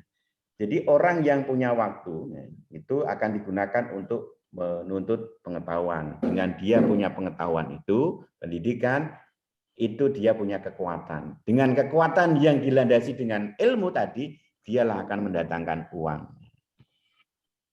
Jadi Anda itu dikasih jembatan, yang jembatannya diputus, terus suruh lompat kan gitu. Ya kejegur enggak? Kejegur. Enggak, Pak. Kenapa? Kan ada dua mata jembatan yang hilang dari time is knowledge, knowledge is power, baru power is money. Kalau di awal tadi kan time is money gitu. Berarti 2 anak jembatan tadi kan hilang. Jadi Anda ngelompatnya jauh kan gitu. Menghilangkan 2 mata jembatan tadi kan gitu. Atau menghilangkan 2 tangga. Nah, itu. Itu yang disebut dengan shortcuts, jalan pintas. Jadi jangan mentah-mentah menerima slogan itu. Itu betul diajarkan dari SMP, saya dapat itu time is money. Waktu adalah uang. Tapi gimana kalau kita punya waktu kok enggak dapat uang kan gitu. Karena kita nggak tahu cara mencari uang. Kenapa kita nggak tahu cara mencari uang kan gitu? Karena kita belum tahu ilmu mencari uang. Nah, itu. Ilmu mencari uang itu adalah pendidikan. Orang yang kaya tidak berpendidikan, duitnya akan habis. Kekayaannya akan habis. Tapi orang yang pinter tapi miskin, insya Allah akan menjadi kaya karena dengan kepandaiannya itu dia bisa mendapatkan kekayaan. Saya ingin mencontohkan apa yang saya lakukan bukan berarti untuk takabur. Kalau saya mengatakan tadi adalah kemiskinan itu menurun dari orang tuanya ke anaknya, yes, maka itu harus putus mata rantai kemiskinan itu melalui apa? Pendidikan. Saya akan contohkan. Teman-teman, saya bisa duduk di sini itu bukan karena saya anaknya orang kaya ya, bisa sekolah dari S1 sampai S3 itu. Saya menjadi anaknya orang yang tidak merdeka dalam finansial kan itu. Apa buktinya? Buktinya bahwa ketika saya merantau di Bandung yang disuruh nyokot piring tadi, itu sebagai akibat saya tidak bisa melanjutkan kuliah tidak bisa melanjutkan sekolah SMA, alias tidak mampu gitu, karena finansialnya tidak merdeka, sehingga saya harus ya tamat SMP harus bekerja, walaupun hanya ngikut saudara kan itu. Itu karena nggak ada kemerdekaan finansial, nggak mampu bayar sekolah aja di tingkat SMA aja. Berapa sih bayar SMA itu? Ya bagi yang nggak mampu itu, ya nggak mampu sekecil apapun itu ya nggak mampu, yang namanya nggak mampu itu. Tapi saya punya keyakinan dan kemauan bahwa saya harus merubah takdir saya kan itu. Saya harus sekolah. Gitu. Maka sekolah saya itu terlambat. Terlambatnya berapa? Tidak hanya hitungan bulan terlambatnya, hitungan tahun kan itu. Saya terlambat 3 tahun. Jadi saya lulus SMP nganggur 3 tahun baru masuk SMA. Mungkin teman-teman berarti SMA-nya tuwek kan itu ya. SMA-nya wis tuwek gitu. Jadi teman-teman saya lulus SMA itu saya baru masuk SMA.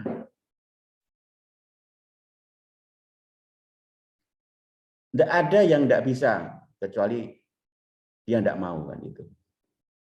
Karena kemampuan itu harus didasari oleh kemauan. Nah, ketika saya SMA itu, teman-teman saya sudah pada lulus dan pada kuliah bagian. Enggak semuanya ya, di desa itu enggak semua bisa kuliah. Tapi yang jelas dia sudah lulus SMA. Jadi kalau saya pulang itu ya saya paskan pas maghrib itu sampai turun dari kendaraan atau bis umum ya itu, supaya ketika maghrib itu nanti melintas jalan desa itu sudah tidak ada yang duduk-duduk atau cangkruk itu. Sehingga kalau ketemu teman saya tidak dikira orang gila itu pakai seragam SMA itu, padahal harusnya ada lulus. Saya pakai seragam SMA supaya apa? Saya itu bertindak hemat dan cermat, karena kalau saya pulang ke Turki itu kalau pakai seragam itu bayarnya hanya Rp150.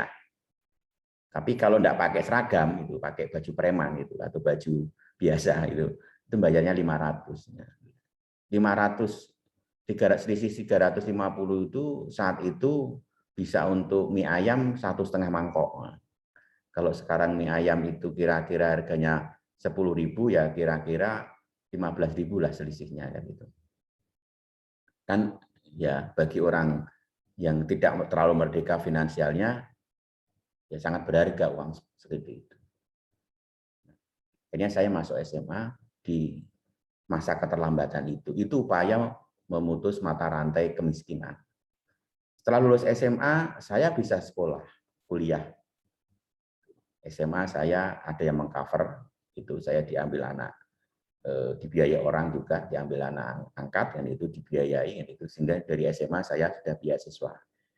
Bukan orang tua yang biayai, tetapi ada orang tua angkat saya yang biayai dan persetujuan orang tua saya kan. Itu yang pasti kan. Setelah lulus SMA saya masuk kuliah.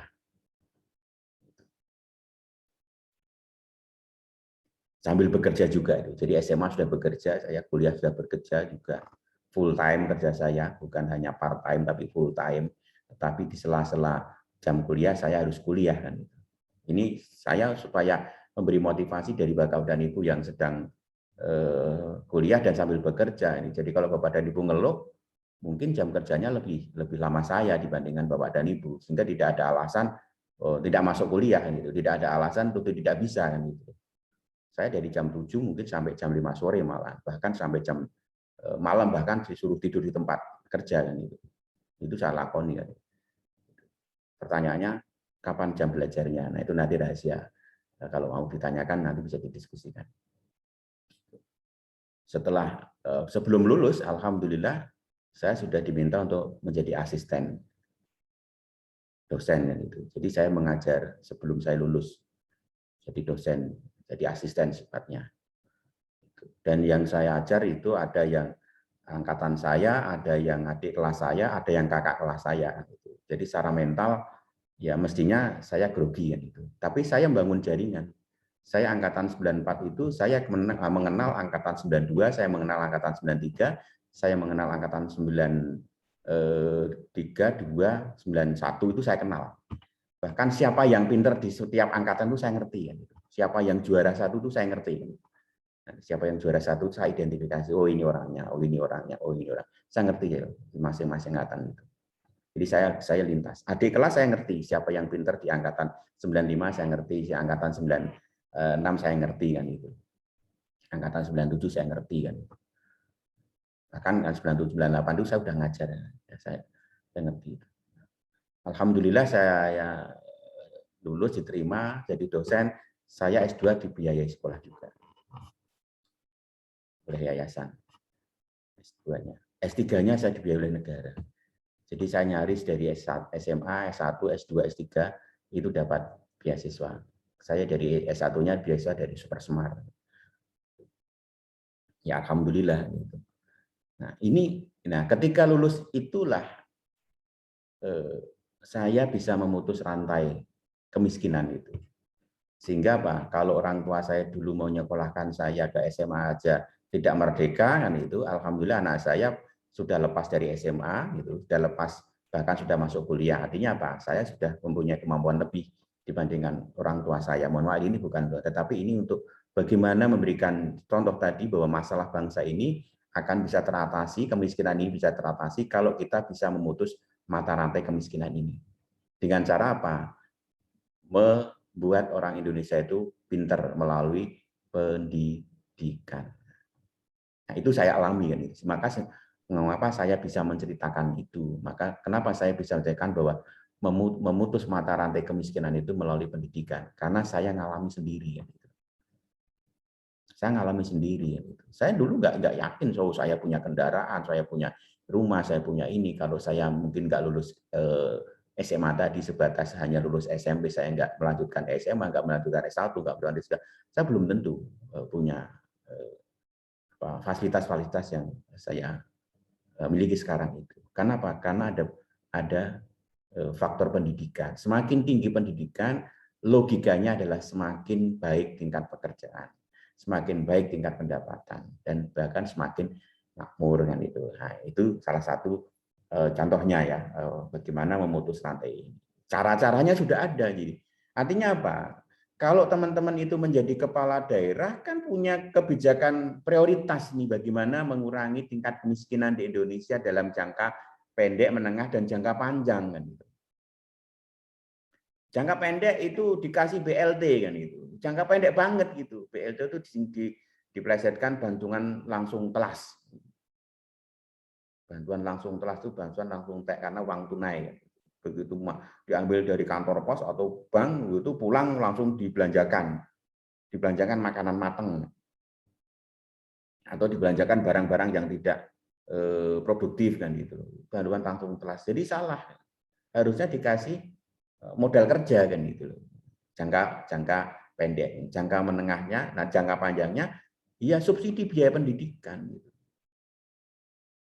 Jadi nggak usah dikasih BLT tetapi dikasih beasiswa. Ini semua penduduk dikasih beasiswa gratis SD, SMP, SMA, misalnya seperti itu. Nah, itu yang akan bisa digunakan. Sehingga teman-teman punya kebijakan untuk merubah tingkat kemiskinan. Pertanyaannya, kalau daerah, gimana caranya? Nah, itu. Ya harus kreatif, inovatif setiap kepala daerah itu. Maka teman-teman kalau jadi bupati harus kreatif. Teman-teman ada yang dari Turki enggak? Turki itu turunan Gunung Kidul kan itu. Ada yang dari Gunung Kidul enggak?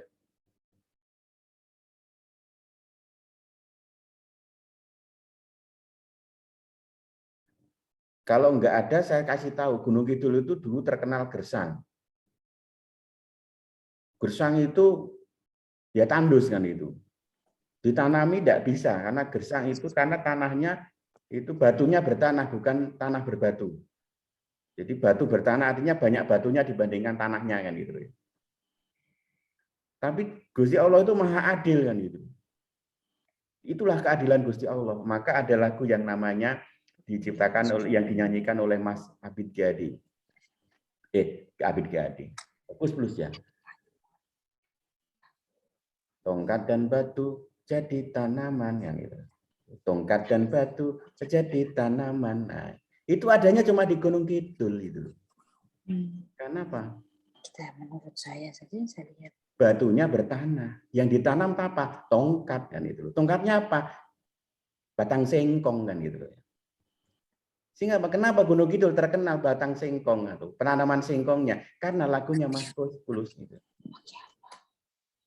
Tanah kita Tidak bisa tanah kepucin. surga, Pengenalan kepucin. dan Pengertian rumah. tanaman. Ya, itu di Gunung Kidul. Jelas pulang. Gersang, tandus kan itu. Tanamannya cuma ketela kan itu. Sekarang gersang, tapi konotasinya positif, seger dan merangsang kan itu. Kenapa tidak? Oh, teman-teman itu mau ke Jogja itu kalau belum ke Jogja lantai 2, enggak puas itu. Jogja lantai 2 itu Bukit Bintang itu. Di Jogja lantai 2. Kemana ke Bukit Bintang? Ya, itu naik sedikit Patok. Naik sedikit, nah, selamat datang di National Geopark. Nah, itu.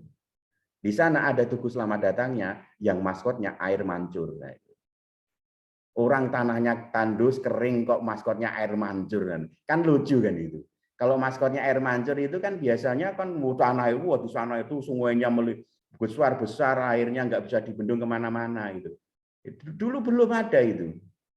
Bikin maskot air mancur. Kalau teman-teman pergi ke Jawa Barat, ada daerah sentral. Mbak Nurita, Jawa Baratnya mana? Kalau saya sekarang di Jakarta, Pak. Cuman keturunan Sunda gitu. Ya, Sundanya mana? Di Cianjur. Cianjur. Cianjur terkenal apa? Tahu, Cok.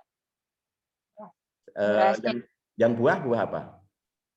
Kalau buah nggak ada sih. Paling beras Cianjur. Beras Cianjurnya. Cianjur terkenal berasnya, beras Cianjur. Biasanya maskotnya adalah beras kan itu ya. Atau tanaman padi ya, tugu selamat datangnya. Saya nggak tahu kan.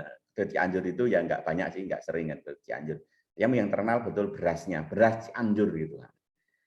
Itu salah satu. Kalau teman-teman pergi ke Kulon Pro, ke mana itu, ke Pati Jawa Tengah, itu maskotnya padi dan ikan. Nah, karena di sana bumi Minapadi itu. Daerah yang menghasilkan padi dan ikan. Itu maskot. Artinya apa? Di sana ada sentra ikan dan sentra padi. Kalau ke Jawa Timur, di sana ada Bumi Wali gitu. Ke Jawa Tuban itu, karena di sana banyak ulama. Gitu. Bumi Wali itu, ada banyak ulama. Kalau teman-teman ke Banjarnegara, teman-teman akan diberi tugu maskot yang namanya Karika. Gitu. Karika itu kayak kates dibikin manisan ya, betul ya.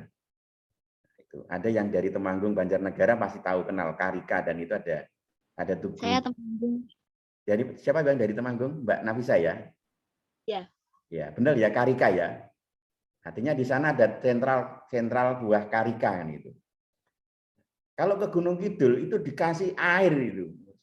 Tugu maskotnya air mancur itu kira-kira cocok nggak untuk Gunung Kidul? Orang nggak cocok kan itu. Gunung Kidul kok maskotnya air. Tiap kemarau ada dikirimi tangki kan gitu loh. Karena nggak ada air kan itu. Gunung Kidul tuh beli air loh ya. Dulu itu. Tapi itu dulu. Sekarang enggak. Setelah tugu itu jadi, maskot itu jadi, tahun 2018 itu terjadi banjir besar di Gunung Kidul. Bahkan kalau di desa wisata Jelok itu pernah juga kebanjiran, sampai airnya mengalur sampai ke Sungai Oya, masuk ke Imogiri. Nah, jembatan Imogiri itu putus karena apa? Karena dikirimi air dari Gunung Kidul. Maka saya mengatakan kalau bikin maskot, hati-hati kan itu. Hati-hati bikin maskot. Karena apa? Itu cita-cita. Doa itu ada yang diucapkan, ada yang ditulis kan gitu. Maka dibikinlah maskot, dibagikan lambang gitu loh. Maka kalau teman-teman di kamarnya itu ingin sesuatu, tulis saja di kamarnya itu. Pengen suaminya kayak Shahrukh Khan, pasang fotonya Shahrukh Khan misalnya itu. Misalnya gitu. Pengen nanti kalau kaya pengen mobil mereknya A itu, gambar di situ. Itu cita-cita itu. Cita-cita. Nanti akan saya ceritakan ya, mungkin tidak ada kaitan, tapi ini untuk memotivasi teman-teman ya. Itu bahwa suatu daerah itu akan bisa dirubah dengan mimpi tadi, dengan visi itu mimpi kan itu. Akhirnya Gunung Kidul berubah benar. Sekarang kalau orang ke Jogja kalau nggak ke Gunung Kidul tuh enggak marem ya, enggak puas kan itu. Oh, belum kemana Gunung Kidul, ada pantainya yang kayak di Bali loh. Nah itu ya, kayak di tanah apa namanya? di Bedugul kan, Bedugul, Tanah Lot kan itu. Pantainya kan ada yang kayak Tanah Lot kan itu ya, masuk kan itu. Apa ada Pantai Putihnya, ada Indrayanti, macam-macam. Saya bukan promosi karena orang Gunung Kidul ya harus membanggakan Gunung Kidul ya. Saya nggak akan banggakan Cianjur kan, punya Mbak Nurlita nanti diprotes saya. Atau membanggakan Temanggung nanti diprotes oleh Mbak Nafisa. Itu di sana. Kalau belum ke sana, oh nggak cocok. Akhirnya apa? Betul air itu melimpah. Kan nggak percaya silahkan. Gua Pindul itu debitnya berapa? Kemarau aja itu bisa untuk ngelangi gitu. Kemarau aja ini itu. Gua Bribin. Kalau teman-teman piknik Kembaron, di sana ada air bawah tanah yang arusnya deras. Itu air semuanya. Tinggal bagaimana mengeksplorasi kan itu. Faktornya ada di sini ya, yang disyarat keberhasilan itu pendidikan itu. Nah, kalau nanti tingkat pendidikan itu ada, terus keterdukungan pendidikan dengan geografis itu akan muncul. Oh, Gunung Kidul itu tanah seperti ini gitu. Di sana ada batu, batu itu gunung batu atau gunung-gunungnya 1000. Kalau satu gunung itu dieksplorasi 1 tahun, berarti 1000 tahun baru habis kan itu. Tapi masa iya gunungnya itu akan dijual? Maka sekarang ada yang disebut dengan tourism, menjual gunung tanpa harus memindahkan gunung kan itu. Menjual gua tanpa harus memindahkan gua. Menjual wilayah tanpa harus memindahkan wilayah. Itu adalah Gunung Kidul. Gunung Kidul itu menjual daerah yang tanpa harus memindahkan. Kenapa? Begitu orang masuk Gunung Kidul bayar, masuk Gua Pindul bayar, masuk Indrayanti bayar kan itu. Itu enggak ada yang kelong kok itu. Enggak ada yang kelong. Itulah faktor kreatif dan inovatif. Berpikir berbeda dan bertindak berbeda. Nah, kuncinya di mana? Di tingkat pendidikan. Jadi saya orang Gunung Kidul kan itu. Orang Gunung Kidulnya. Ya situlah, maka hati-hati kalau nanti teman-teman mau bikin slogan atau maskot. Nah, ini syarat keberhasilannya. Nah, syarat kegagalan. Terus yang berikutnya, mungkin sebelum teman-teman ada pertanyaan, silahkan kalau ada yang ingin ditanyakan sebelum saya masuk ke sistem ekonomi perencanaan. Ini juga diterapkan di Indonesia. Makanya saya bahas kan itu.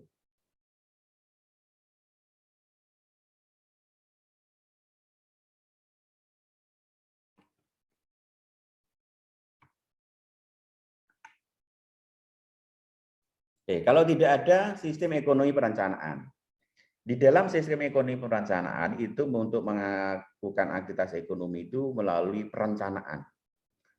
Maka di Indonesia ada yang disebut dengan Badan Perencanaan Pembangunan Nasional, Bappenas. Dan sistem ini juga diadopsi di Indonesia atau diterapkan di Indonesia. Kenapa? Karena di Indonesia punya yang namanya Badan Perencanaan Pembangunan Nasional, yang itu merencanakan tidak hanya pembangunan secara fisik, tapi merencanakan pembangunan di bidang ekonomi, di bidang yang lain juga gitu loh. Itu ada masternya pembangunan nasional itu, termasuk pembangunan bidang ekonomi.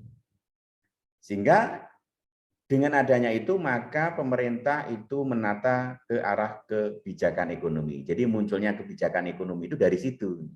Nanti munculnya kebijakan ekonomi moneter, kebijakan ekonomi fiskal kan gitu. Itu di situ. Kebijakan ekonomi mikro dan makro kan itu ada di situ. Pemeran pemerintah juga melakukan kegiatan ekonomi. Nyatanya apa? Nyatanya di situ ada badan usaha milik negara kan itu.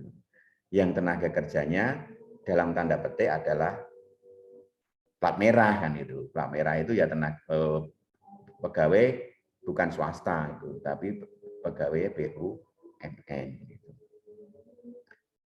Lalu peran masyarakat sebagai apa? Sebagai tenaga kerja dan sebagai konsumen. Pertanyaannya adalah ketika sebagai tenaga kerja itu apakah sudah menjadi tenaga kerja yang optimal kan itu. Nyatanya apa? Nyatanya masih banyak tenaga kerja luar yang biaya gajinya lebih tinggi dibandingkan tenaga kerja yang dari Indonesia.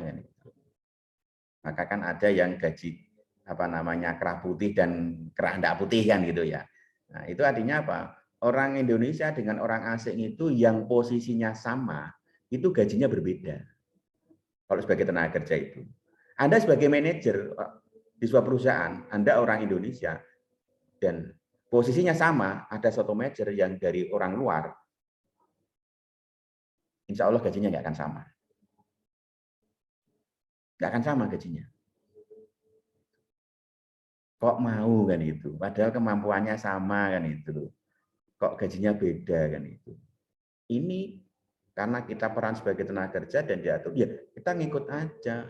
Tapi kalau tingkat pendidikannya tinggi, kritis, ya harus diubah dong undang-undangnya kan itu. Undang-undang tenaga kerjaannya harus memberikan kesamaan hak kan itu. Harusnya kan gitu. Jadi tidak boleh dibeda-bedakan. Gitu. Kenapa? Ya nanti jadi tidak adil gitu. Karena yang kedua peran masyarakat sebagai konsumen. Ini juga sama, masyarakat sebagai konsumen. Saya pernah menjaga sebuah toko batik ya. Toko batik itu pelanggannya ada konsumennya ada yang orang Indonesia, ada orang bule kan itu. Karena toko batik itu toko batik dan toko apa namanya souvenir itu yang beli konsumen Indonesia dan asing. Ternyata dibedakan gitu, dibedakan. Kebetulan waktu itu saya jaga gitu. Yang pemilik tokonya silakan kalau kamu bahasa Indonesianya gitu. Kalau kamu bisa negosiasi, bisa menawarkan dan ini harga patokannya segini, kalau kamu bisa menawarkan lebih tinggi sisanya buat kamu kan gitu.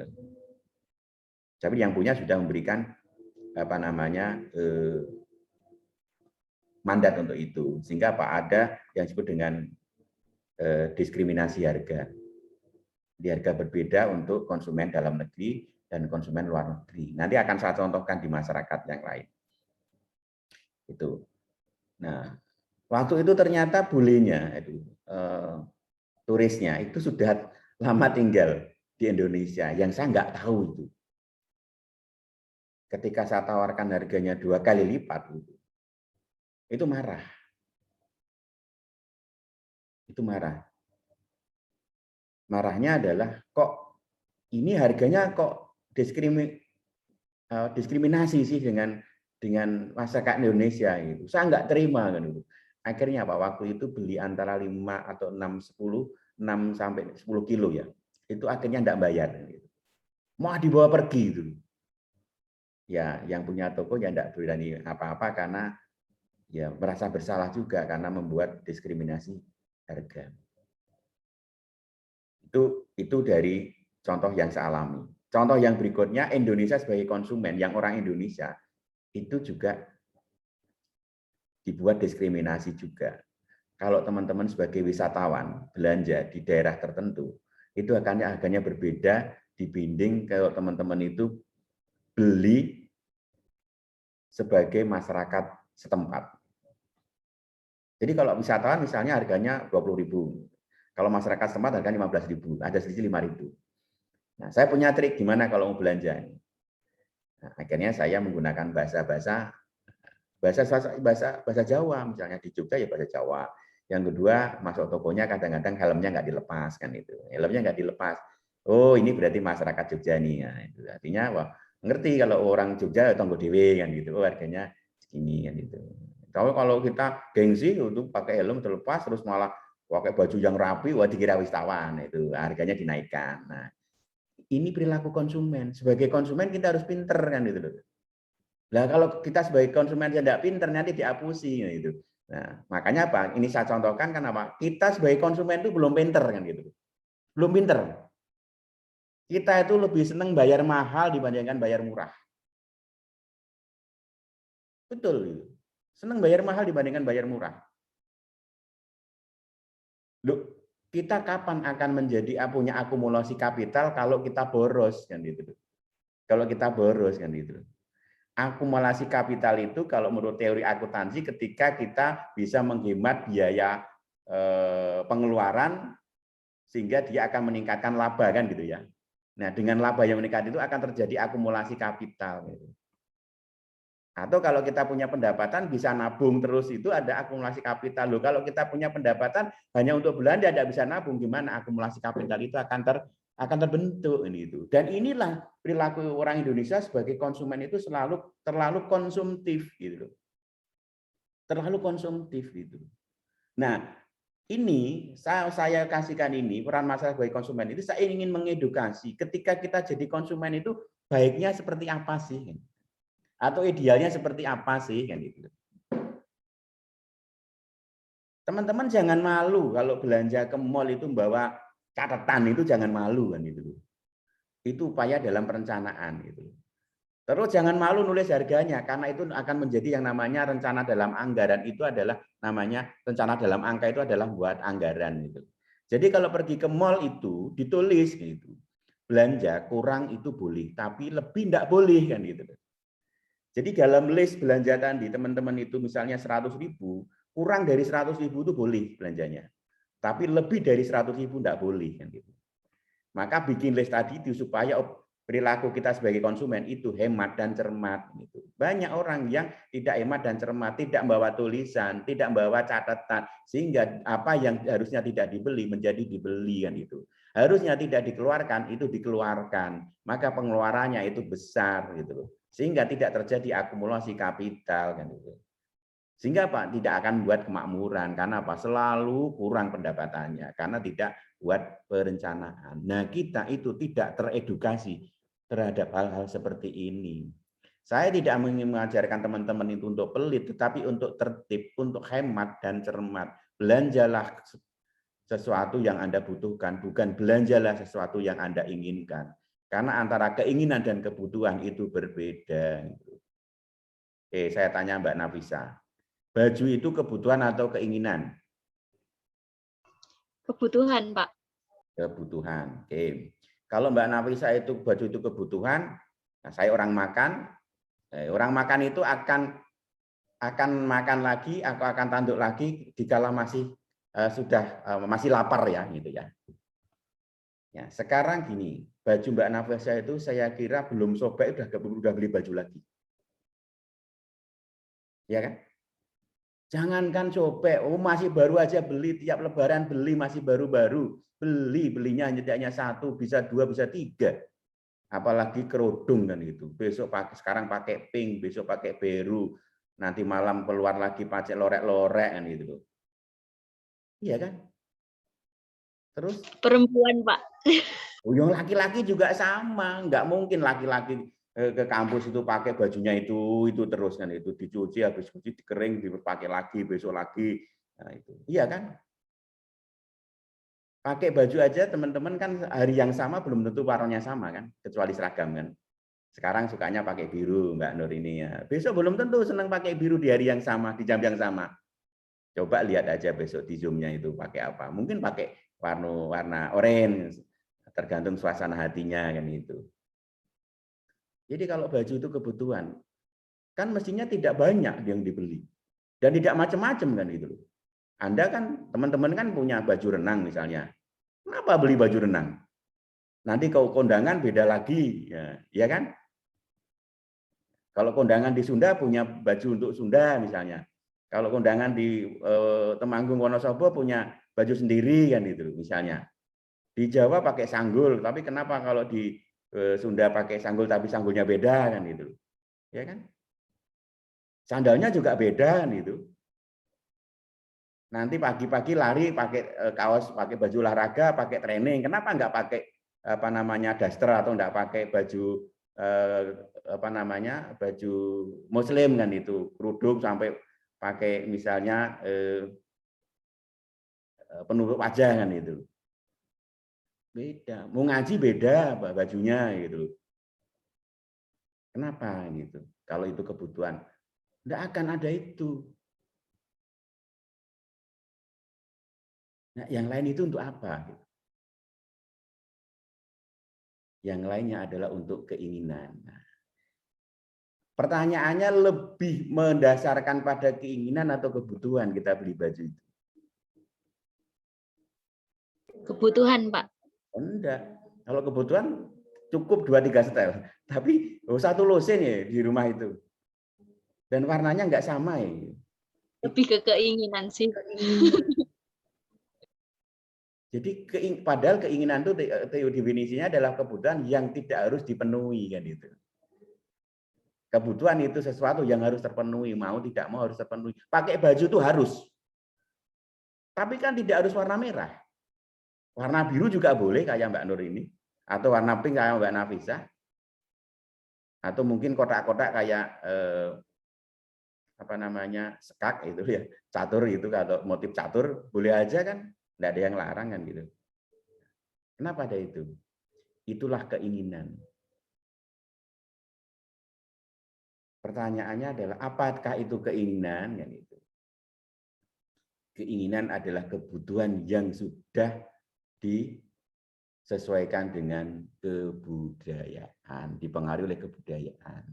Makanya kan kalau mau renang nggak pakai kebaya, pakainya pakaian renang. Makanya kalau jago nggak pakai pakaian renang atau training, pakainya kebaya. Itu budayanya. Nggak ada mau renang gitu kayak misalnya kayak apa namanya atlet renang waktu wah ya ini nanti jadi tontonan itu loh. Nah, mau renang itu malah pakai kebaya itu nanti dikira putri duyung kan itu.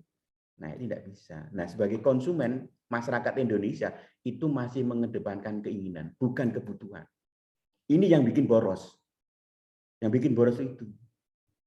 Maka belilah sesuatu yang mendesak sesuai dengan kebutuhan. Penting dan mendesak. Karena ada yang penting tidak mendesak, bisa ditunda kan gitu. Bahkan ada yang tidak penting, tidak mendesak.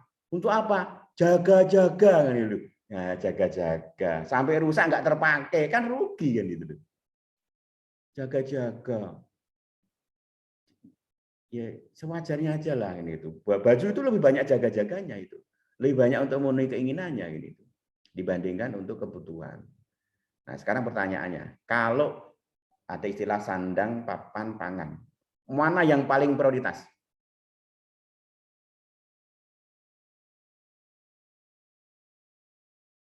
Papan, sandang, pangan. Nah, mana yang paling prioritas?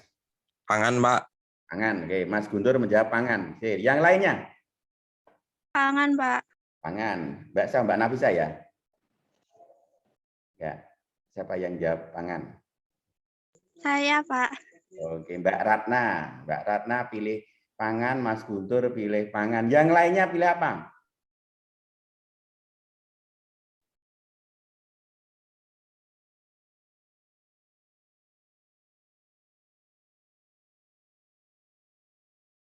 Oke, enggak ada. Saya kasih tahu. Kalau saya pilih sandang. Saya pilih pakai sandang dulu karena setelah pakai sandang itu bisa cari makan. Tapi kalau makan dulu enggak pakaian nanti itu enggak bisa cari makan lagi gitu. Wah, makan tapi enggak pakai pakaian. Gimana itu? Kira-kira? Keburu lapar, Pak. Keburu lapar enggak bisa kita itu suatu hari itu puasa itu bisa nahan lapar itu. Maka punya duit belikan baju dulu untuk nyari pekerjaan, dapat makan. Tapi kalau punya duit dibelikan makan, nggak bisa bekerja gitu. Makanya hanya satu kali itu aja. Selesai. Karena kalau mau cari pekerjaan, nggak pakai baju, nggak pakai celana, lu gimana kan gitu loh. Senting itu namanya. Kan itu kan kalau senting itu digowo itu nanti digaruk kan itu. Nah, makanya itu prioritasnya. Prioritas itu makan itu bisa ditunda satu hari. Kita pakai baju, melamar pekerjaan, cari pekerjaan, atau melakukan aktivitas yang menghasilkan sesuatu untuk makan. Jadi baju itu adalah modal untuk cari makan. Tapi kalau modalnya kita makan, nggak pakai baju. Misalnya saya punya perusahaan, terus ada yang ngelamar nggak pakai baju, nggak pakai celana, ya nggak akan saya terima. Pak, saya sudah 3 hari tidak makan, Pak. Saya mau bekerja di tempat Bapak, menjadi front office, Pak, itu, Pak. 1 hari saja, Pak. Duh, nanti ada tamu itu takut. Ini orang gila, enggak pakai baju, enggak pakai celana. Kok jadi tunggu counter kan itu. Nah, ya ini repot gitu. Itulah yang disebut dengan cara membuat keputusan. Kalau kita enggak punya pengetahuan, kita enggak milih. Jadi milihnya yang cepat. Ngelih gitu. Bahaya kalau enggak makan. Ya. Lebih bahaya lagi kalau kita enggak pakai pakaian gitu. Walaupun bisa makan kan. Konsumen di Indonesia rata-rata shortcut. Nah, itu. Jadilah jadi konsumen yang terdidik, konsumen yang teredukasi. Terakhir sebelum saya akhiri, saya sampaikan mengikuti seminar nasional yang waktu itu membahas tentang siapkah masyarakat Indonesia menghadapi MEA. Kalau pengusahanya siap, karena pengusahanya di training. Ada diklat macam-macam dari dinas-dinas itu dikasih diklat supaya produknya bagus. Tapi ketika dia punya produk bagus, pertanyaannya adalah masyarakat Indonesia sebagai konsumen mau nggak membeli produk Indonesia? Belum tentu, karena orang Indonesia minded dengan produksi asing. Pertanyaannya, siapa yang harus mengedukasi? Kan itu. Karena konsumennya, penikmatnya enggak siap, enggak ada itu yang mengedukasi itu. Makanya tugas teman-teman adalah mengedukasi. Cintailah produk-produk dalam negeri kan itu.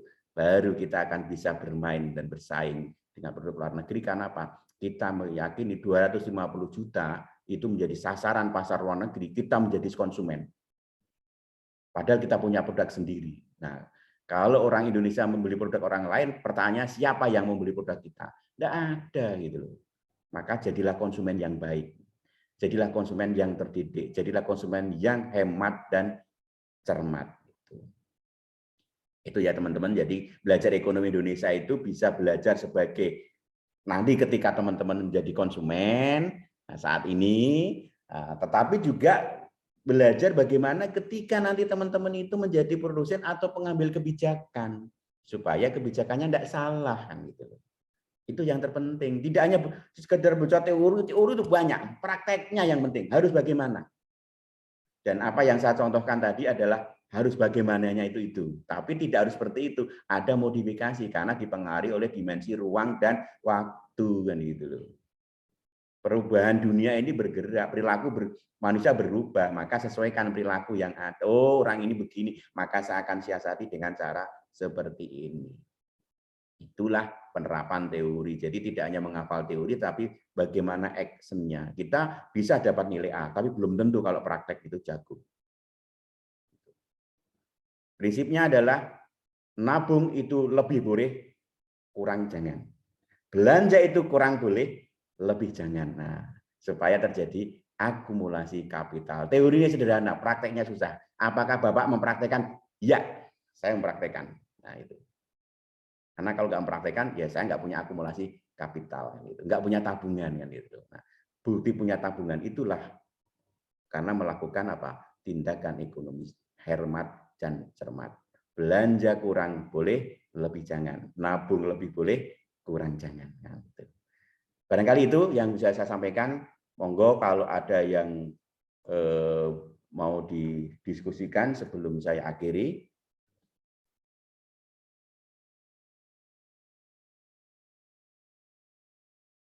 Bapak Ibu yang kelas sore barangkali punya pengalaman lebih bisa di-sharingkan juga karena teori itu harus ditandingkan dengan praktek. Nah, kalau disandingkan di mana gap-nya kan itu. Tugas kita adalah mengurangi gap atau menghilangkan gap itu. Kita menyesuaikan teori atau teorinya akan dirubah karena kenyataannya sudah bergeser sehingga teorinya berganti kan itu.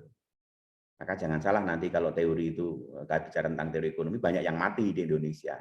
Minggu depan saya sambung itu. Teori apa saja sih yang mati kan itu?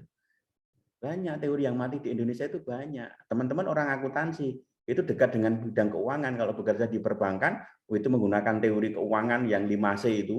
Digegem 5C itu benar-benar diaplikasikan. Saya yakin di Indonesia akan gagal. Karena teori itu sudah mati.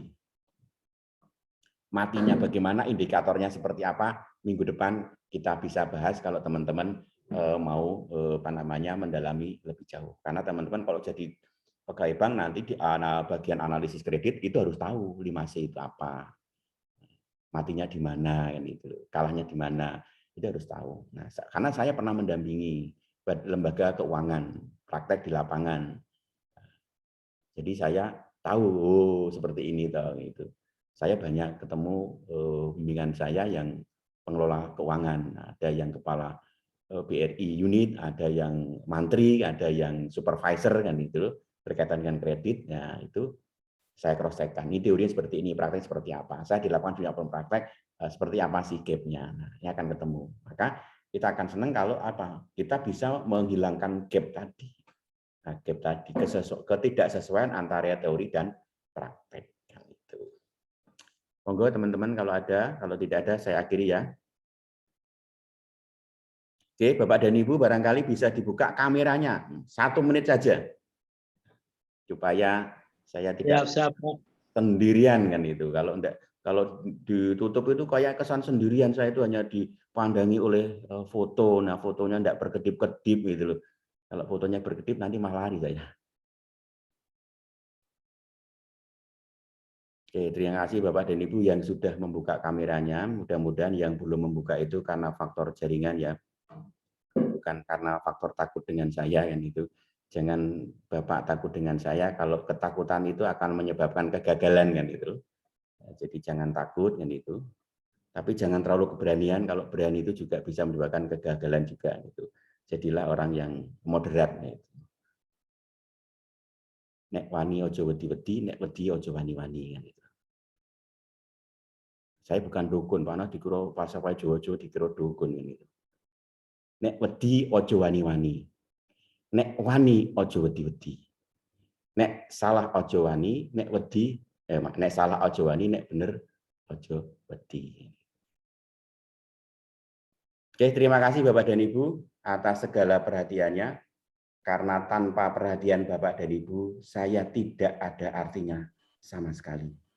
Terima kasih juga atas segala atensinya. Mohon maaf kalau ada hal yang kurang berkenan. Saya mencontohkan apa yang saya lakukan, bukan berarti saya itu ingin takabur, ingin sombong, dan sebagainya. Karena saya ingin membuktikan bahwa tidak gedang woi pakel. Ngomong gampang, ngelakani angel. Saya tidak ingin dikatakan jarkoni, iso ujar, raiso ngelakoni. Karena saya pernah ditanya mahasiswa saya, Bapak itu teorinya ndaki-ndaki, tapi apakah usaha Bapak itu? Nah, saya tidak ingin dikatakan seperti itu karena apa? Karena saya jawab kalau saya menjadi pelaku, Bapak akan kalah bersaing dengan saya karena saya lebih menguasai ilmunya. Itu pertama. Yang kedua, karena saya tidak ingin merebut pekerjaan Bapak. Jadi saya tetap menjadi motivator saja gitu, atau mentor saja gitu, atau paling tidak ya koordinator perkuliahan gitu. Karena Bapak dan Ibu lah yang sebenarnya mempunyai mimbar ini. Terima kasih atas segala perhatiannya. Sekali lagi mohon maaf atas hal yang kurang berkenan. Sampai jumpa di kesempatan yang berbeda dan mudah-mudahan kita ketemu dalam kondisi yang tetap sehat walafiat. Amin. Dalam kondisi yang pandemi ini, mari kita jaga kesehatan dengan mematuhi protokol kesehatan, cuci tangan, pakai masker, jaga jarak, hindari kerumunan kecuali dalam Zoom kan itu. Kalau Zoom nggak masalah hari ini Bapak berdua, tapi tidak akan ada risikonya. Sekali lagi terima kasih. Selamat sore. Saya akhiri. Assalamualaikum warahmatullahi wabarakatuh. Waalaikumsalam. Waalaikumsalam. Waalaikumsalam warahmatullahi wabarakatuh. Waalaikumsalam. Oke, terima kasih. Saya akan langsung tutup ya Bapak dan Ibu. Iya, Pak. Ya, Pak.